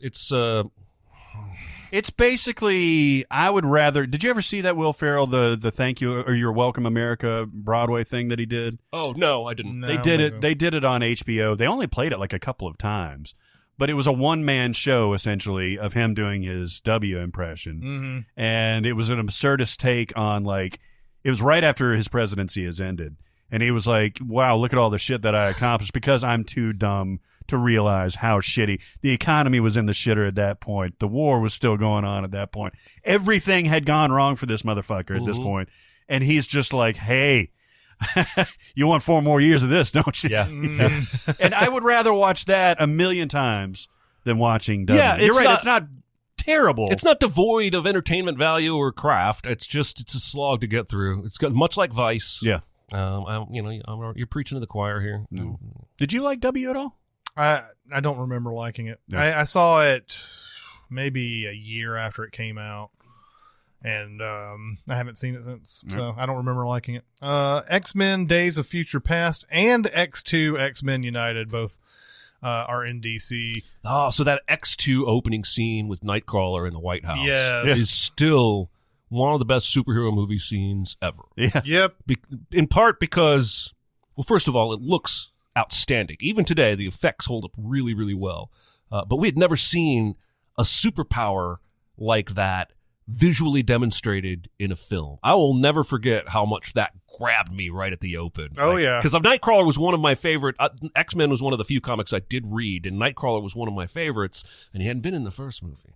He shows up in the second. And it's Alan Cummings. Yeah. He's a fully realized character. He's got the religious predilections and everything. He's got the kind of shyness and everything. He's not just a teleporter, Right. that teleports. Right. I love his version of that character. Oh, yeah. Yeah, X2, I feel like now, because there's been so many comic book adaptations that have come out, this movie kind of gets buried a little bit. It used to be pretty easy shorthand to go to X2 back in 2005, 2006 is one of the best. And now that we're in 2019, I think people kind of forget that one was a really good one. But it holds up, man. I saw it a couple months ago, and all of it holds up pretty well. Yep. I think, especially that Wolverine fight against She-Wolverine. Yeah. Just brutal, and he fucking injects her with the metal, and her head goes underwater, and then you hear that clonk of like something super. Yeah, God, man, I need to watch it again. But yeah, it's great. I loved it. And then First Class, is that the other Days one of Future Past. Oh, Days of Future. Well, First Class is a little DC too. First though. Class does have a little DC. All of these X-Men movies have some DC. But Days of in it. Future Past is like on the lawn of the White House or some shit, Yeah, right? that's all during the what is it? Is it also because the First Class is with the Cuban Missile Crisis and all that? This is like the following year. Because Magneto is accused of killing Kennedy. Yeah. Right. Mm-hmm. Oh, you're right. This is the movie that they made basically so that X-Men 3 didn't happen. Yeah. Basically, or like anything that they didn't like in the franchise happened? So they go back. They go back to 73. That's 73. Because it's the So he's Paris been Accords. he's and been stuff in like jail that. for like 10 years then at this point. But it is ultimately, in hindsight, it's a really weird choice, I think, to like reboot with an all new cast and then bring the old cast back with the new cast in a movie. Yeah. And then make another movie with a new cast. Yeah. It just seems like an odd It is choice. weird. I think what it was Patrick Stewart, right? Yeah, probably so. He didn't want to go out like that. Like, Or they just wanted to keep him involved because he's so fucking great. I think this is not like a Star Trek Generations type of thing. I think they pulled this off reasonably well because there's not a whole lot of Patrick Stewart and Ian McKellen. No. Or Patrick Stewart. Ian McKellen's... Is he in Yeah, that? he's in it. Yeah, he's in that. There's not much of that. It's just to send Wolverine back and everything. And then you get your first Quicksilver scene, which is great. You get Trask, the Peter Dinklage character, which I think is cool. I don't like the Sentinels, but I think this movie has more going for it than it gets credit for because it's kind of like overlooked. People don't say that they hate it, but people don't say that they love it. No, I feel like there were a lot of people who really loved it when it first came out. I don't know if I've heard that many people lately, but I felt like I was on an island with this movie when it first came out. Meaning that you did not like it, right? Yeah, I did not. Yeah. I don't know. I have my own thoughts about time travel, and I didn't. And this isn't the reason why I didn't like the movie, but I think I've discussed this before. I don't understand once they send him into the past and everything that happens in the past happens, why in the future they're still like battling Sentinels and stuff like that at the same time. Why is everything concurrent? Like I never understood that. Like, why do they have to wait for 1973 to be over for the thing in 20 whatever the hell? It makes sense. You'd think it'd be more incremental. I think what the movie is saying is every single movie does this. Oh yeah, every time travel movie does this. Yeah. They make the time crunch in the past, equal to like everything in the past has to happen first before like all this other stuff. But it's still. That drives me a little bit batty, but that's not the reason why I didn't like it. I just didn't like it. It's got a nice amount of J-Law in there. It does. I feel like they really this. Well, I think First Class is probably the one where she was featured the most, but they explored her character a little bit in this one. She'd be doing Eric. Oh yeah, that's right. Nice. All right. That's disgusting. Then we have Yankee Doodle Dandy rounding off the Barrett I scene. love that song. Yep. Jimmy Cagney. Jimmy Cagney, yeah. Which I still haven't seen this movie. I know that I remember every July 4th, it seemed like TBS would play this movie. Yeah, that's where I saw it. Oh, really? Yeah. And I've seen the roll credits moment. That's it because I've seen the ad. Yeah, no, it's James Cagney kind of like reminiscing to Roosevelt actually at the White House saying, here's my career in showbiz, starting with vaudeville and all that stuff, and became like a big deal. He's a legendary performer, and he tries to get the family involved and all that stuff. It's delightful. Okay.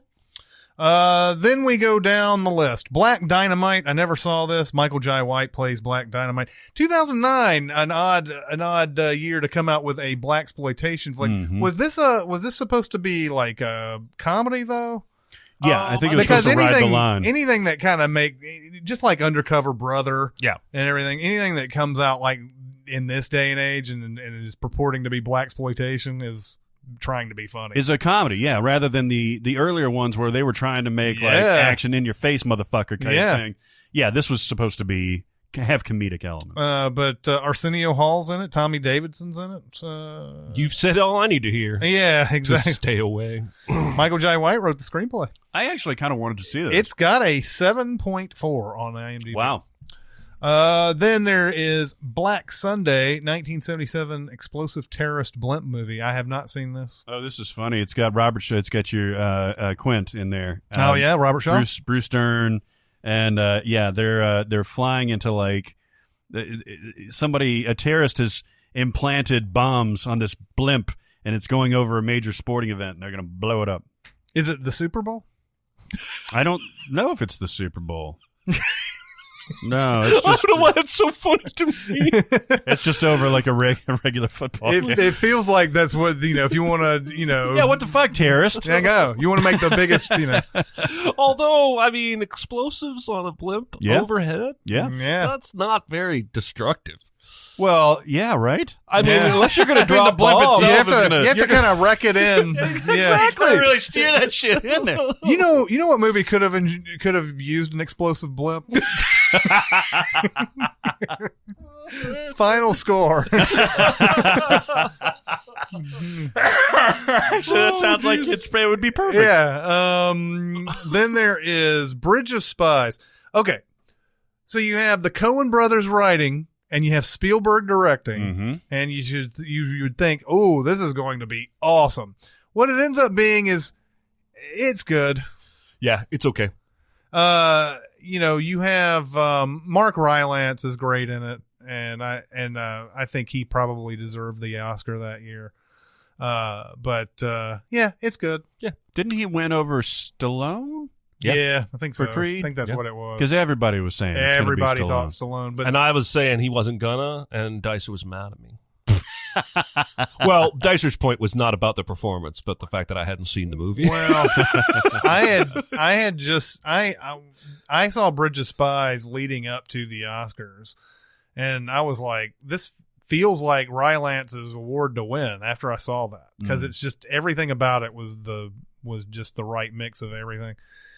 And I kept hearing Stallone was the favorite, and I was like, I mean, I think when people start really seeing this performance, they're gonna gravitate towards Rylance. So, is this a good movie? You said it was okay. Yeah, like, is good. this worth? No, it's seeing? perfectly good. You just expect with the Coen brothers writing and with Spielberg directing, there should be something way more epic involved here. And is it Hanks? Yeah, Hanks is. Yeah, Tom Hanks. What's going on? Can we talk about Spielberg a little more? Well, yeah, we can. Because I think we talked a little bit ago, a couple weeks ago, about how Post, long it's right? been since. How long it's been since he's had like a great movie. Like the one he's working on now is West Side Story. Oh, Why yeah. is he making West Side Story? Well, Puerto Rico's asking that. Yeah. I mean, West Side Story's awesome. Mm-hmm. It's not like it was shit. It's Yeah. not like it needs an update. Is he modernizing it, or is he going to tell it in its original time period? Because I don't know about gangs running around New York singing about knifing each other in 2019. I think it's going to be period specific. Still then, even more so. I'm wondering how he's making his choices. And I'm don't know, worried that he's like got this twilight of my career mindset that's maybe pulling his punches, makes him want to make a film like Lincoln or The Post that seems prestige-y. And then he got back into the sci-fi action with Ready Player One, and it just didn't feel like Spielberg at all. Right. And so I feel like something's going on there. I don't know who it was that took one comment from Karen Allen when he was doing Crystal Skull, and sort of said, well, maybe that's the reason why he doesn't make great movies anymore.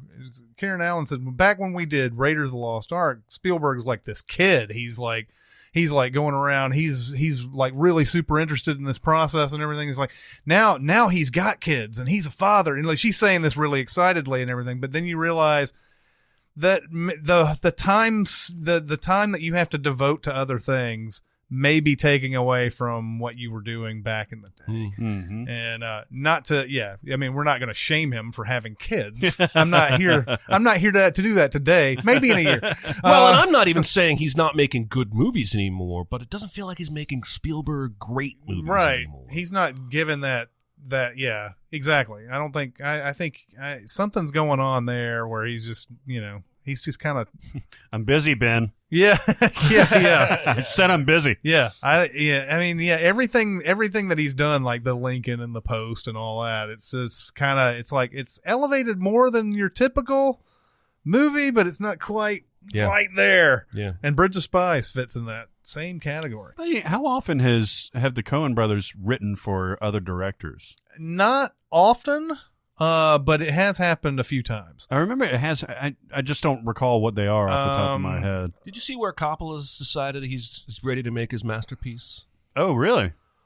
His quote is even something like, everything I've learned over all the years, I'm going to put into use in this one final opus. It's a movie he's always wanted to make. I think there's sci-fi elements. I just think it's hilarious that he doesn't, like, that a man who has made 3 or 4 masterpieces doesn't feel like he's made one yet. Yeah. Well, and he's like 80-something now. Yeah, he's old as up fuck, there. yeah. But I'm on board if I am he's too. like going to come back and make another movie and he thinks it might be his masterpiece. That's what I'm saying. Like, you know, you talk about Spielberg being coasting a little bit, whatever the reason. You don't see Scorsese coasting. Like, he's taking a swing. Departed wasn't coasting. Like, fucking Well, The even Irishman. Silence, if you didn't love it, was completely... Definitely was a swing, right? So, yeah, you could make an argument that even Clint Eastwood is trying, like, really doing different things. But Spielberg is just kind of going through the motions. So the early Coen brothers only had one for a long time. Crime Wave was the Sam Raimi movie. And it's not good. I saw that recently. It's not very good at all. Then recently, this has been happening a lot more. A movie called Gambit that has Colin Firth, Cameron Diaz, and Alan Rickman in it, and it was directed by Michael Hoffman. Then there was a movie Unbroken that Angelina Jolie directed. Oh, yeah. And then there is Suburbicon that George Clooney directed. Oh, that was the one just last year, wasn't it? Yeah. Yeah. So maybe they're just writing. They get to the end of a script and they're like, this is not good enough for us. We'll give it to somebody else. Yeah.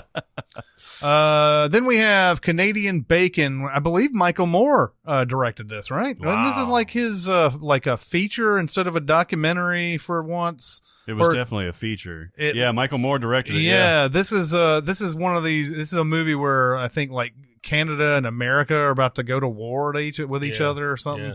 Isn't Candy in this? John Candy? It was his final released film to star John Candy. Yeah, because he'd done Wagons East, and they had to digitally do some of his scenes after he died. And then Canadian Bacon. I don't know how you said Canadian Bacon's the last one. Yeah, it was released. Right, it was shot before Wagons East, but Wagons East was released. Do you want to before do a this. really morbid double feature? Yes. Wagons East and Almost Heroes. Oh yeah, no kidding. John Candy's basically last movie, an unfunny Western set comedy. What is Almost Heroes? Almost Heroes is Matthew Perry and Chris Farley. Oh, one my of Chris Farley's God. last. It's like a Lewis and Clark spoof, And and it's one of Farley's last movies. Is that Almost- shitty? Oh yeah, Almost Heroes is such a bad movie. Oh wow. it's not. It's like they didn't even have all the budget. I don't think they were just. Or maybe they maybe they took the snuck- budget. Maybe they did. Maybe. Yeah, could be. I never saw Canadian Bacon though. I No, saw I it haven't either. once. I remember liking it. I remember thinking it was charming. Mhm. It may have just been that they had a bunch of like Canadian comics because I used to watch a little SCTV. Yeah. And like Yeah. those Canadian comics kind of always hit a sweet spot. For Me too. Yeah. It may be that. I don't know. Casino Jack, Kevin Spacey movie. I never seen this. Never heard of it. Then there is DC Sniper. Oh, so they made movies out of this dude. Dude, there are at least 3 or 4 DC Sniper movies. What? It's an interesting story, I guess. It is an interesting story. I mean, it really was. Of course, we weren't in the area, but like I was this still guy terrified. This guy seemed completely random, right? Like you could be walking down any street Yeah. and be subjected to this. Yeah. Like he was in a car or something like that. Yeah. He would just pull It up. was there were 2 of them. It was That's right, yeah. wasn't it gas stations that they normally doing I mean, it? you're like Steve Martin in The Jerk, like just fucking Yeah. like all of a sudden, thunk, thunk, thunk, Yeah. Yep. you know? Hey, I remember that being a thing. Like that was a crazy. Like they were reported. Usually a serial killer of some sort. You don't hear about it until there's like 7 or 8 victims or whatever. I think this one you had heard like the first couple, and then just like whatever week later you'd see it on the news again and on the news again. That was a frightening Yeah. time. But especially my brother lived in DC at the time. Oh, really? Oh, that's right. Wow. I remember feeling just driving around in Tennessee like I was a little less safe than I used to be. Yeah, it was 10 people killed, 3 others critically wounded. God damn. Yeah. Just icky. Like Yeah. makes you feel icky. Yeah. I never saw any movie concerning the DC Sniper. Me neither. The Day the Earth Stood Still, the original. I'm trying to remember if I've seen the original. I've definitely seen the Keanu remake. Yeah, and that's in the middle of Central Park. This one, they land Klaatu or whatever it is lands in the middle Klaatu, of, Narada, Niktu. I got your damn words. I haven't seen the original, but I have seen the Keanu one. I didn't know this, but that was Scott Derrickson. Yeah. Doctor Strange director. Yeah, yeah. What'd you think of the Canoe one? Not great, but watchable. Yeah. I think the sci-fi elements and the fact that I never saw the original kept me interested just because I wanted to see what would happen. Okay. But I didn't feel like the movie was all that awesome. The Fifth Estate, that's the Julian Assange movie. Timely. Is it Benedict Cumberbatch? Cumberbatch. Yeah. It is timely. Well, you got to do an update now, right? Sequel time. Yeah. Well, that's why you don't do movies like this during the middle Somebody of is what's already happening. writing a movie about the Notre Dame Cathedral. That's just who we are. Yeah. We see dollar signs in everything. Yeah. Yeah. And you know what? Put out your movie. That's fine. I'm just not going to watch it. I agree with you. Julian Assange's story isn't even close to being over yet. Yeah. Like, even the creation of WikiLeaks isn't interesting enough to me if it's not implemented the way, because the story doesn't include all the shit that happened in 2016. Imagine if you Ecuador made a stuff. Chelsea Manning movie after she got out of jail. Right. And now she's back in. Yeah. And you made it too soon. Her story's not done being told. Now, you can make an argument, though, for The Social Network. That story certainly was far from over. But I think that part of the rise of Facebook was so integral to society in 2010, 2009, 2010? 2010. 2010. But I also don't think that movie is about the rise of Facebook anywhere near as much as it's about those two friends and the fracturing of their friendship. Right. Over essentially grief. Yeah. So I'm arguing with myself. Yeah, they weren't basically. really making the Facebook movie with that. Right.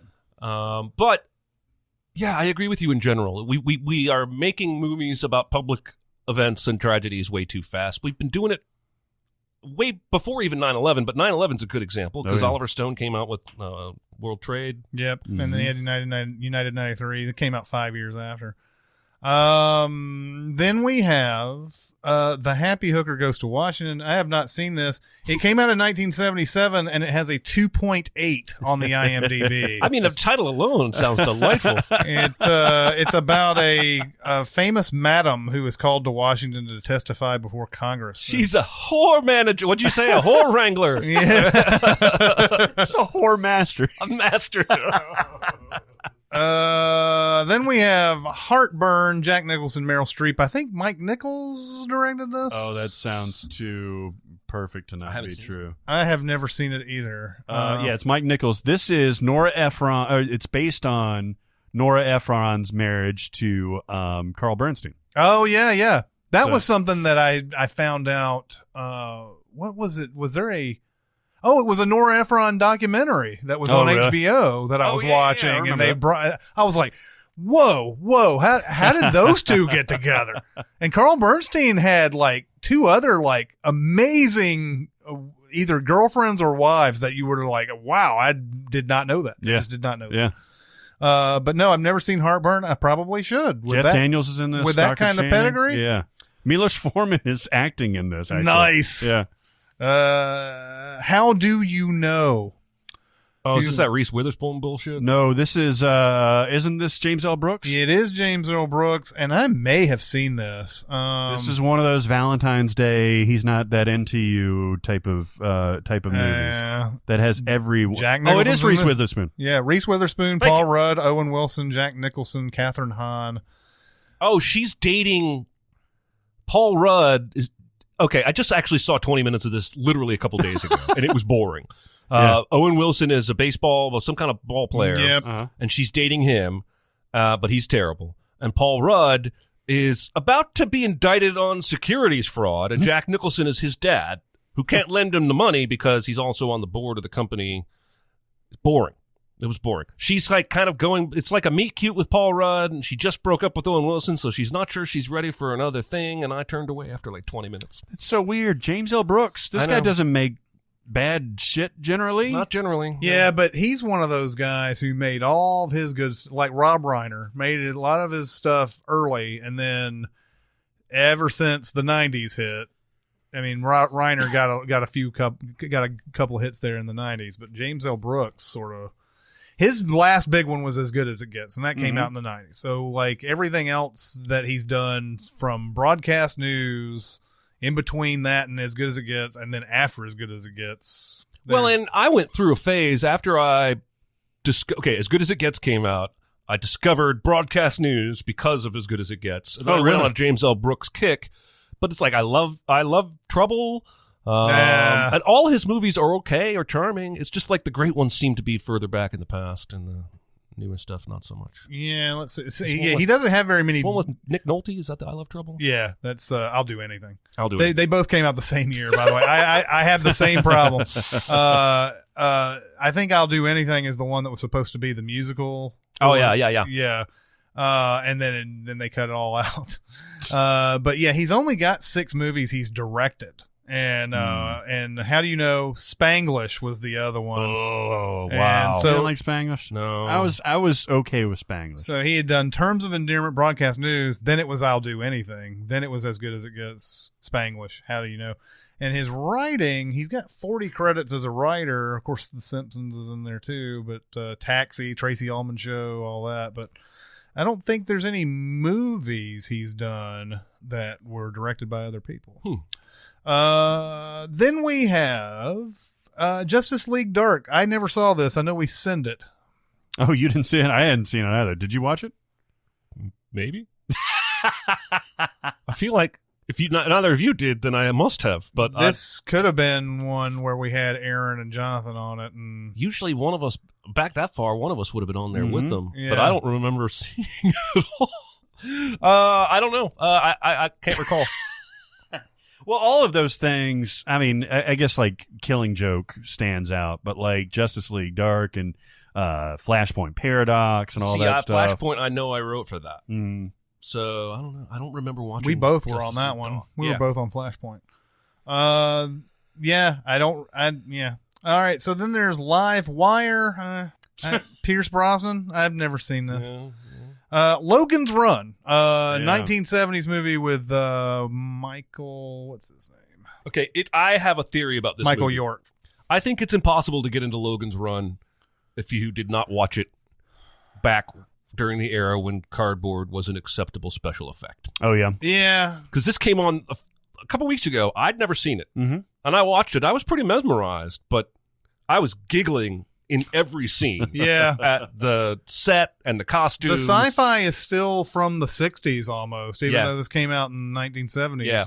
I guess the 70s still didn't, until Star Wars really came in. There wasn't really an idea of making an actual like flesh and blood type of set. Yeah. It's funny. It actually got a Special Academy Award for visual effects. Because, of course, it did. Well, and that's the thing. When it came out, it probably looked fantastic. Yeah. But Logan's Run is one of those movies where you have people growing up in this, like, enclosed society, and they think that they're going to go to something bigger, kind of like what The Island did later on.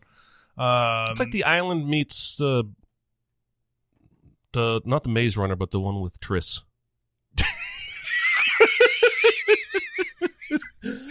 I know that name. I don't know what the movie is. It's Triss and 4, and it's fucking I Am shit. Number 4? No, the one in Chicago with... Oh, isn't that Divergent? Divergent. Oh, It's Divergent Divergent. meets The Island, basically. God damn it. Anyway, yeah, they think that they're going... I can't remember if this is like the lottery that they do in The Island, but there's this idea that there's going to be this higher level that they'll be able to get to, and it's York and somebody else ends up breaking out of it. Yeah, well, as I remember it, everyone gets killed at once you reach a certain age. Yes, and he and the girl break out and become runners, right? Because they don't want to just submit to death. Yes, and then it's them chasing them. And that is correct. On and on into they the get night. to a certain and age, they run. Get to a certain age, and they die, and then they run, and then they run, and they find out that they're much like Planet of the Apes or something like that. They're actually in this old DC whatever, everything's covered in like moss and crap and whatever. Awesome. I don't know. I got a little bit stoned. I can't quite remember. I think they end up going to like Library of Congress or something like that. I don't know. I don't know. I'll probably get all the Logan's Run fans out there on Facebook saying, "What the fuck, all dude?" the Justice League and they fans are already exist. pissed There are Logan's Run stands out there because for a while Bryan Singer was going to remake it.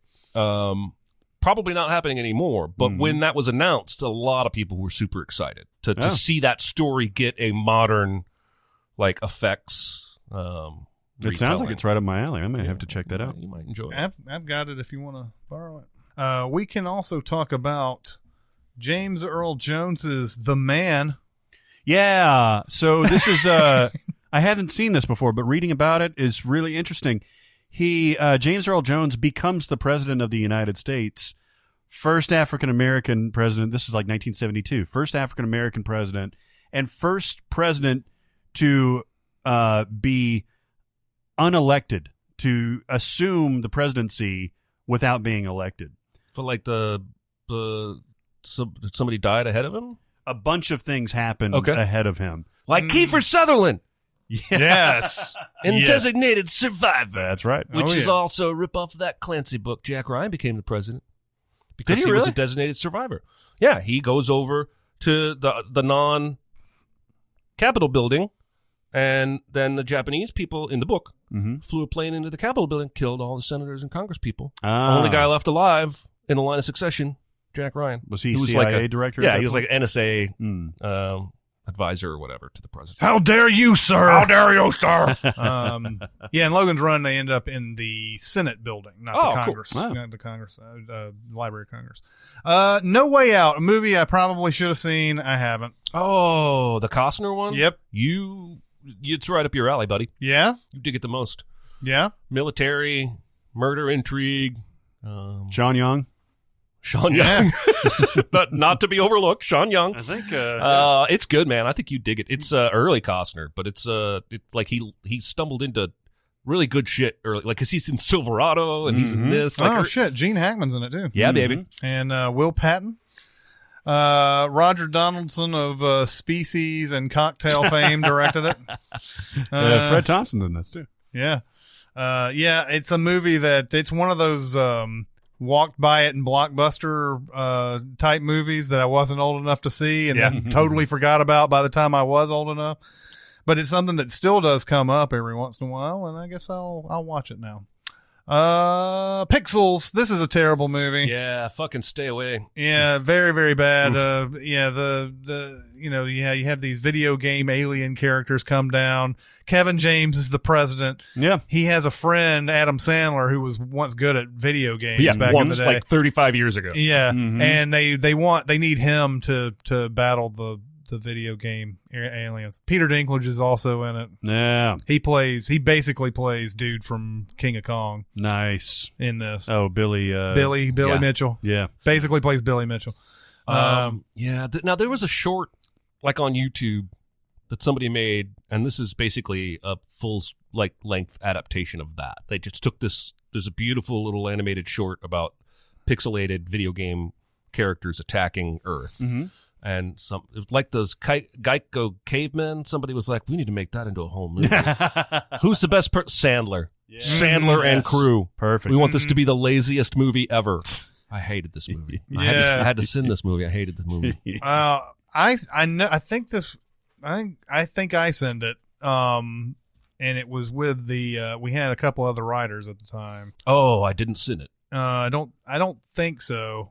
Although it may have been one of those weird configurations where you did, and then I looked over it, or I don't know what it was. Well, I know I watched it. I can't think of any reason I would watch the movie. Yeah, I mean, I did too. That was the same here.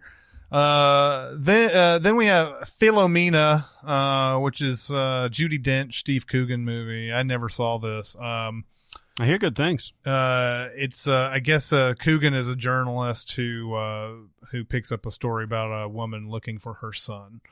And I think Judi Dench, who much like anybody who has her kind of acclaim and everything, probably got nominated for this. She got nominated. The movie got nominated for Best Picture. It did. Best Adapted Screenplay and Best Actress and Best Original Score for Alexandre Desplat. Then we have State of Play. And this is the movie that Jeremy talked about a bunch the other day. I mean, It's a telephone many movie. months ago. Yeah. I've seen this, but I don't remember much about it. And we talked a lot about it on one of these episodes, right? Yeah, it's not the Russell Crowe Leo movie. It's the Russell Crowe Yes, Affleck movie. right. And I believe, Jeremy, you talked a lot about State of Play a couple of months ago, something like that. It's not a Jack Ryan movie, is it? No. No. Oh, okay. No. It's bad. Okay. It's bad intrigue. Bad intrigue. Here's a movie that is frightfully on your didn't see I know. list. Strangers on a Train. Yep. This movie is awesome.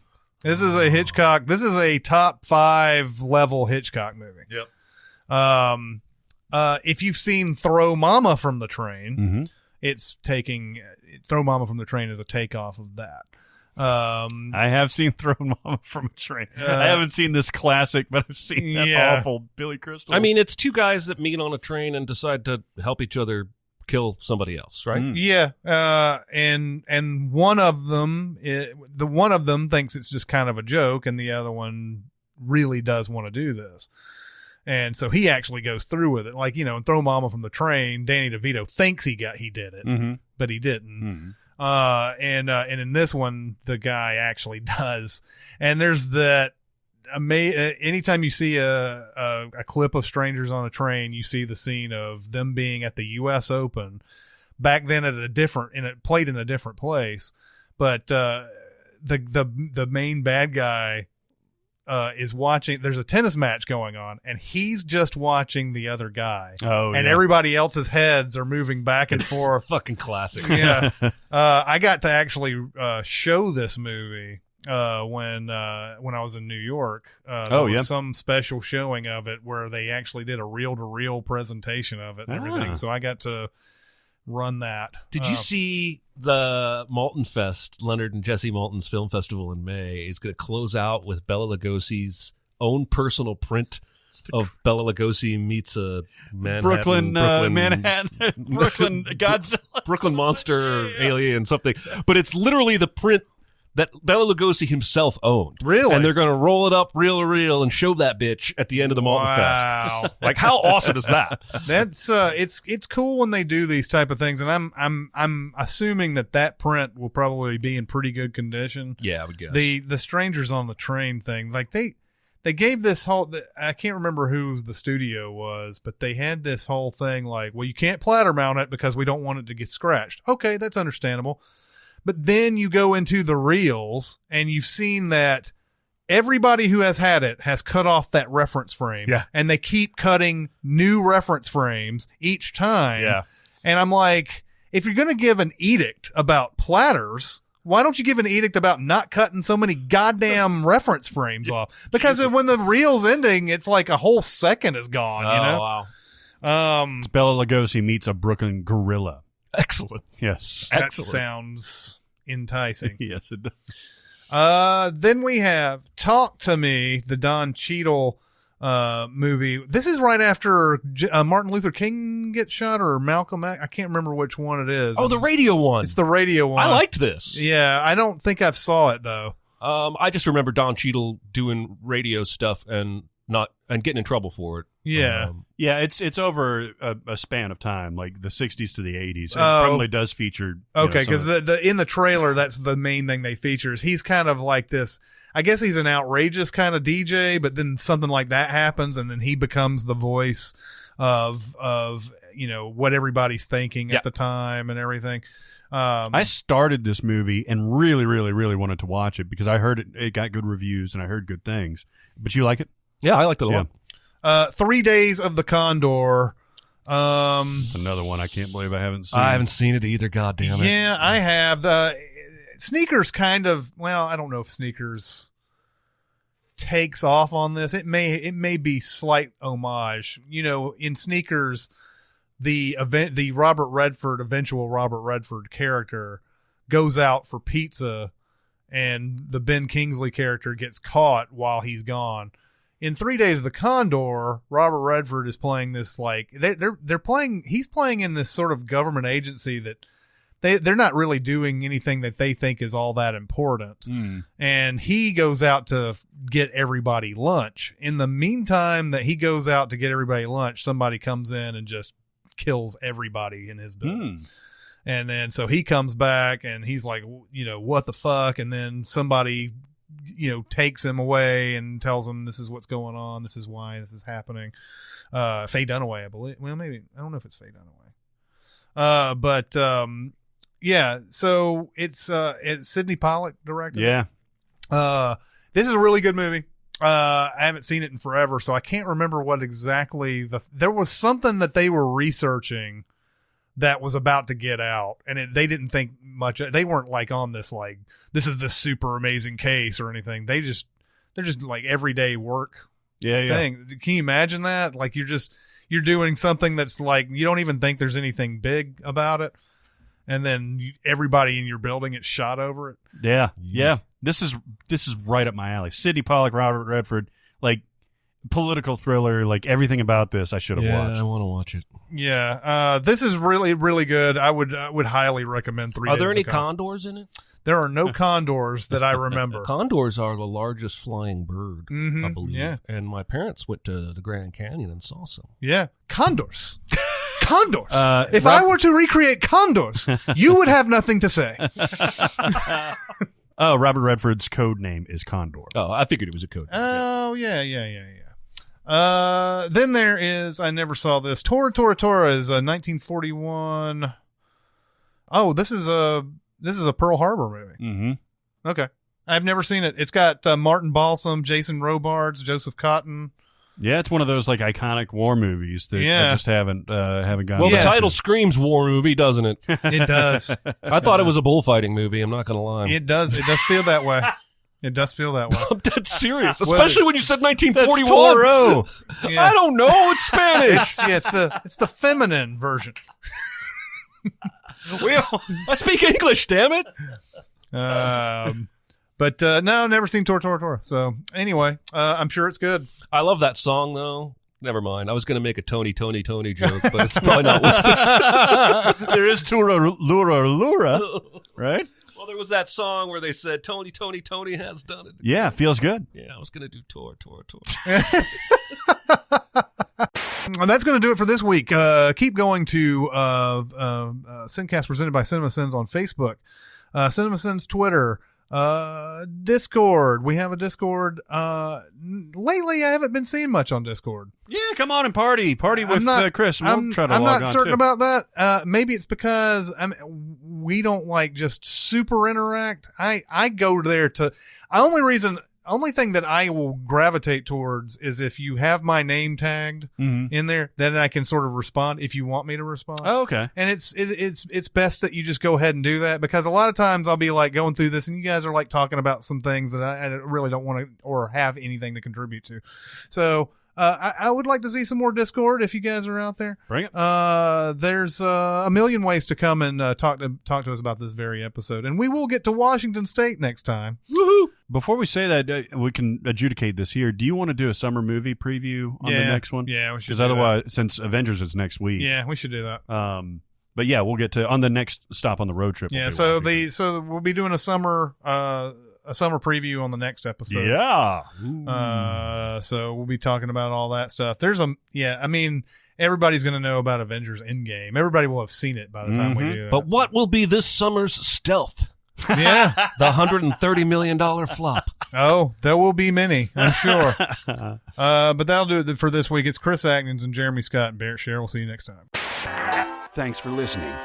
Comment on our episodes on our SoundCloud page. Check us out on YouTube, Twitter, Facebook, and Reddit. And be sure to visit CinemaSins.com.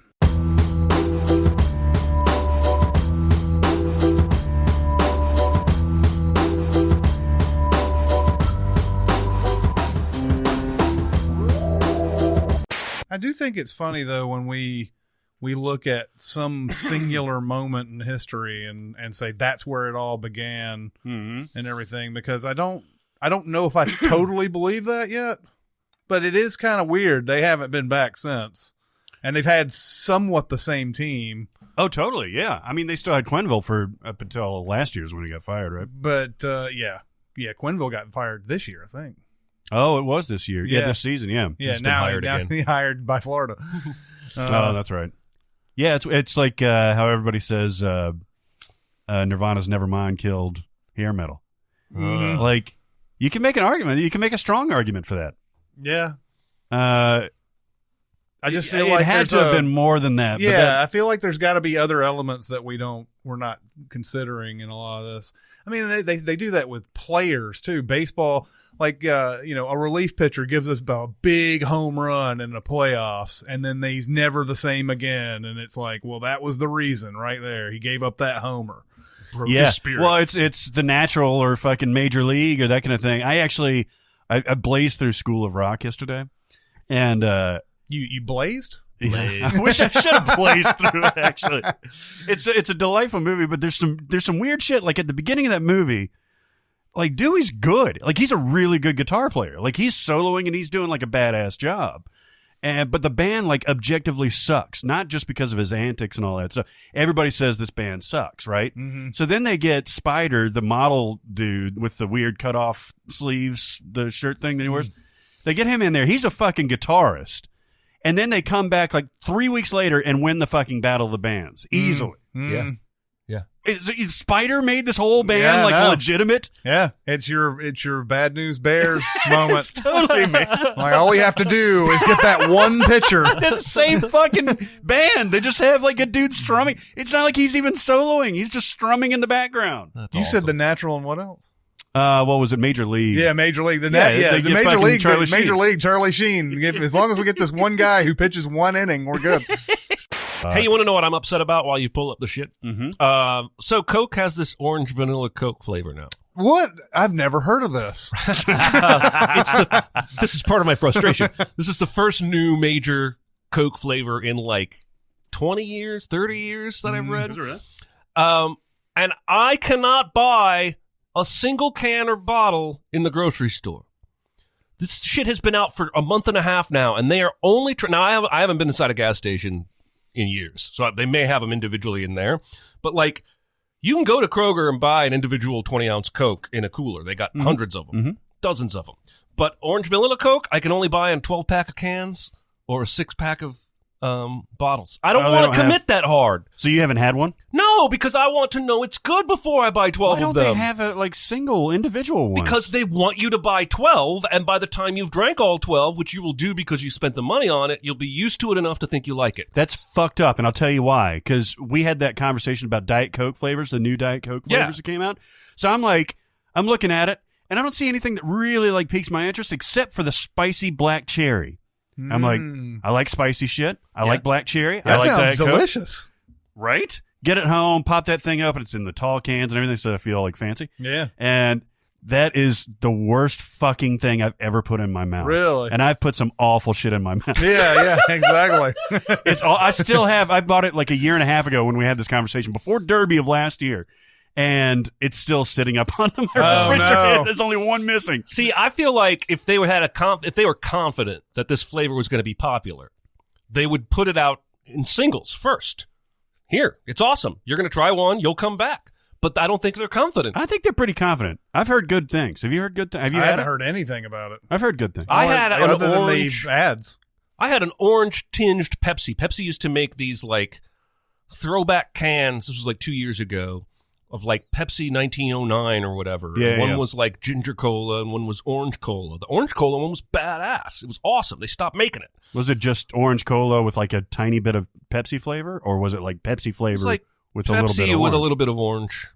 It was good. Yeah, I want to try I this bet orange you- vanilla Coke. I bet- I'm not buying a goddamn 12-pack. Go to a gas station. I'm I'm gonna bring you one next week. That was an interesting thing that they discovered. I think Coke discovered when they came out with new Coke. Actually, no, it wasn't the new Coke. It was Pepsi, the Pepsi Challenge. There was this thing that was happening where they were doing actual Pepsi challenges back in the 80s and everything, and people would take a sip and they say they prefer Pepsi, and Pepsi was finding, generally people are picking Pepsi here. But then Coke still ended up being way, way more sold and everything.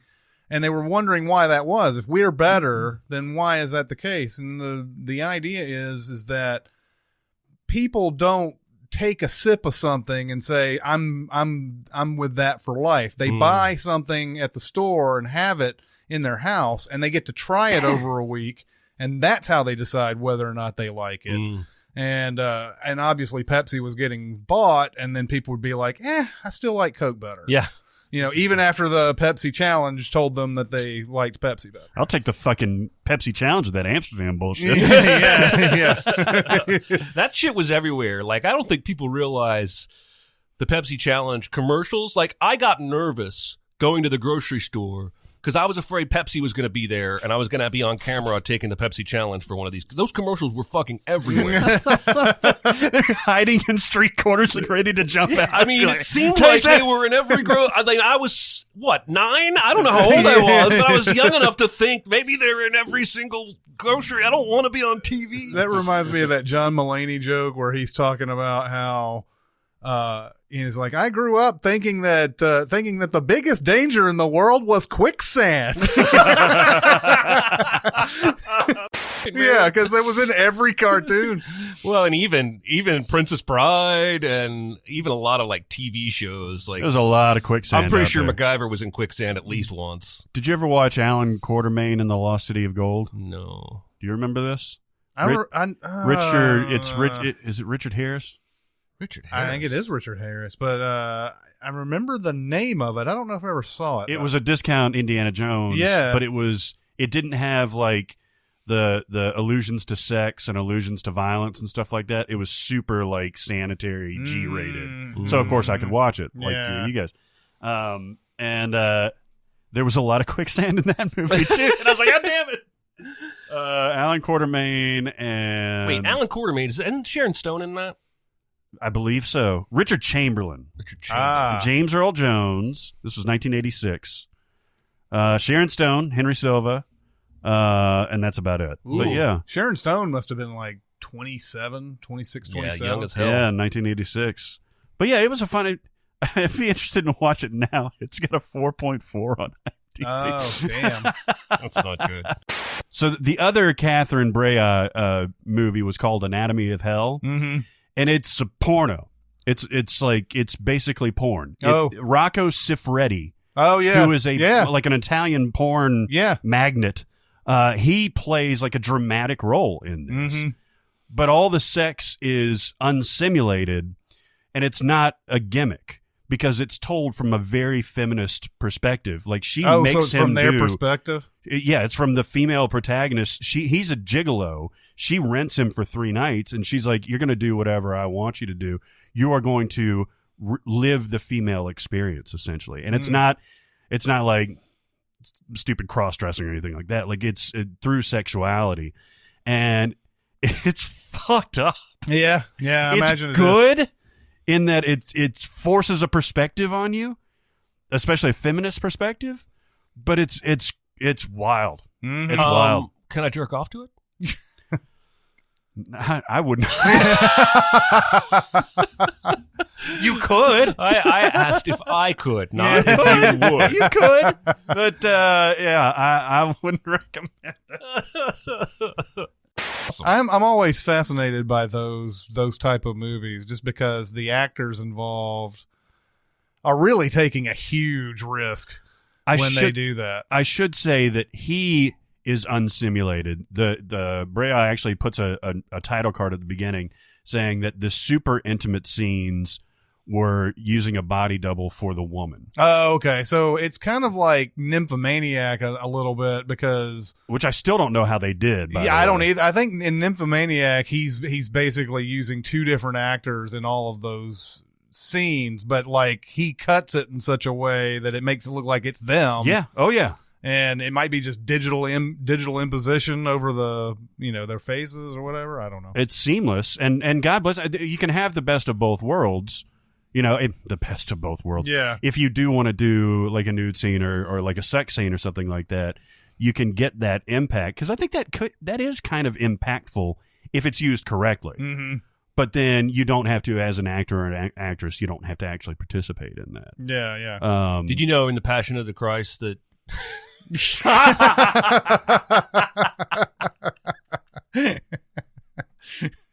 That's fucked up. Dang it! we don't even have to finish it. Dang it! By the way, Best of Both Worlds is a fantastic 2-part Next Generation episode of Star Trek. That's where they kidnap Picard and turn him into a Borg. Oh, Yeah, yeah, I've seen that's right. I was about to say that fucking sounded awesome. very familiar. That's one of the few that I've actually seen. It was the cliffhanger between seasons either 3 and 4 or 4 and 5. I think it was 4 and 5. It was between So seasons? it ended the season with the cliffhanger and then the premiere of the next season. What was his Borg name? Locutus. Yeah, I And am Locutus. Doesn't it end with him saying resistance is futile? Yeah, Yeah, something he like goes, that. I am Locutus. He's got a that Borg. Resistance is futile. And then Will it's Riker over. goes, Oh, awesome. far. Did we ever talk about Ides of March? No, it's an Ohio movie because he's governor of Ohio. I literally was thinking about this driving back from the last podcast because I was like, is that DC? the Gosling Clooney? Yeah. Yes. Yeah, and that's But- the one where he covers up the pregnancy Yes. and all that. Yeah. But in the Evan Rachel first Wood. half of the movie, Gosling is trying to push Clooney's governor character to go all in on mandatory service years for 18-year-olds, whether it's military or education or Peace Corps or what have you. Everybody, once they turn 18, has to do 2 years of service. And Gosling is saying, everyone older than that is going to vote for this. And everyone who hates this cannot vote. You cannot lose with it. And I just saw yesterday that Mayor Pete Buttigieg is floating 2 years Really? of service to your country. Now, he also served. But anyway, I just thought that was kind of fascinating. I wonder if he watched that movie. Do you remember that movie very much? Yeah, I just saw it 2 days ago. Did you like it? No. It's It's super watchable, though. right. Yeah, yeah. But if it was gonna, it needs to either stick to the election shit and the behind the scenes stuff there, or stick to the scandal and the pregnancy and the romance. And it's trying to do both. Yeah. And weave them together. And Philip Seymour Hoffman gets fucked in this movie. does. There was a point where I think Gosling asks Evan Rachel Woods to meet him at the stairs or something like that. And I was watching this this is horrible. You're going to cut this out. You may want to cut this out. You may want to keep it. I don't know. But I was at Hollywood 27 when we were watching this movie. I was watching it with a couple other managers, and he says, "Meet me at the stairs." And I turned to the guy and I said, "I'm going to push you down the stairs."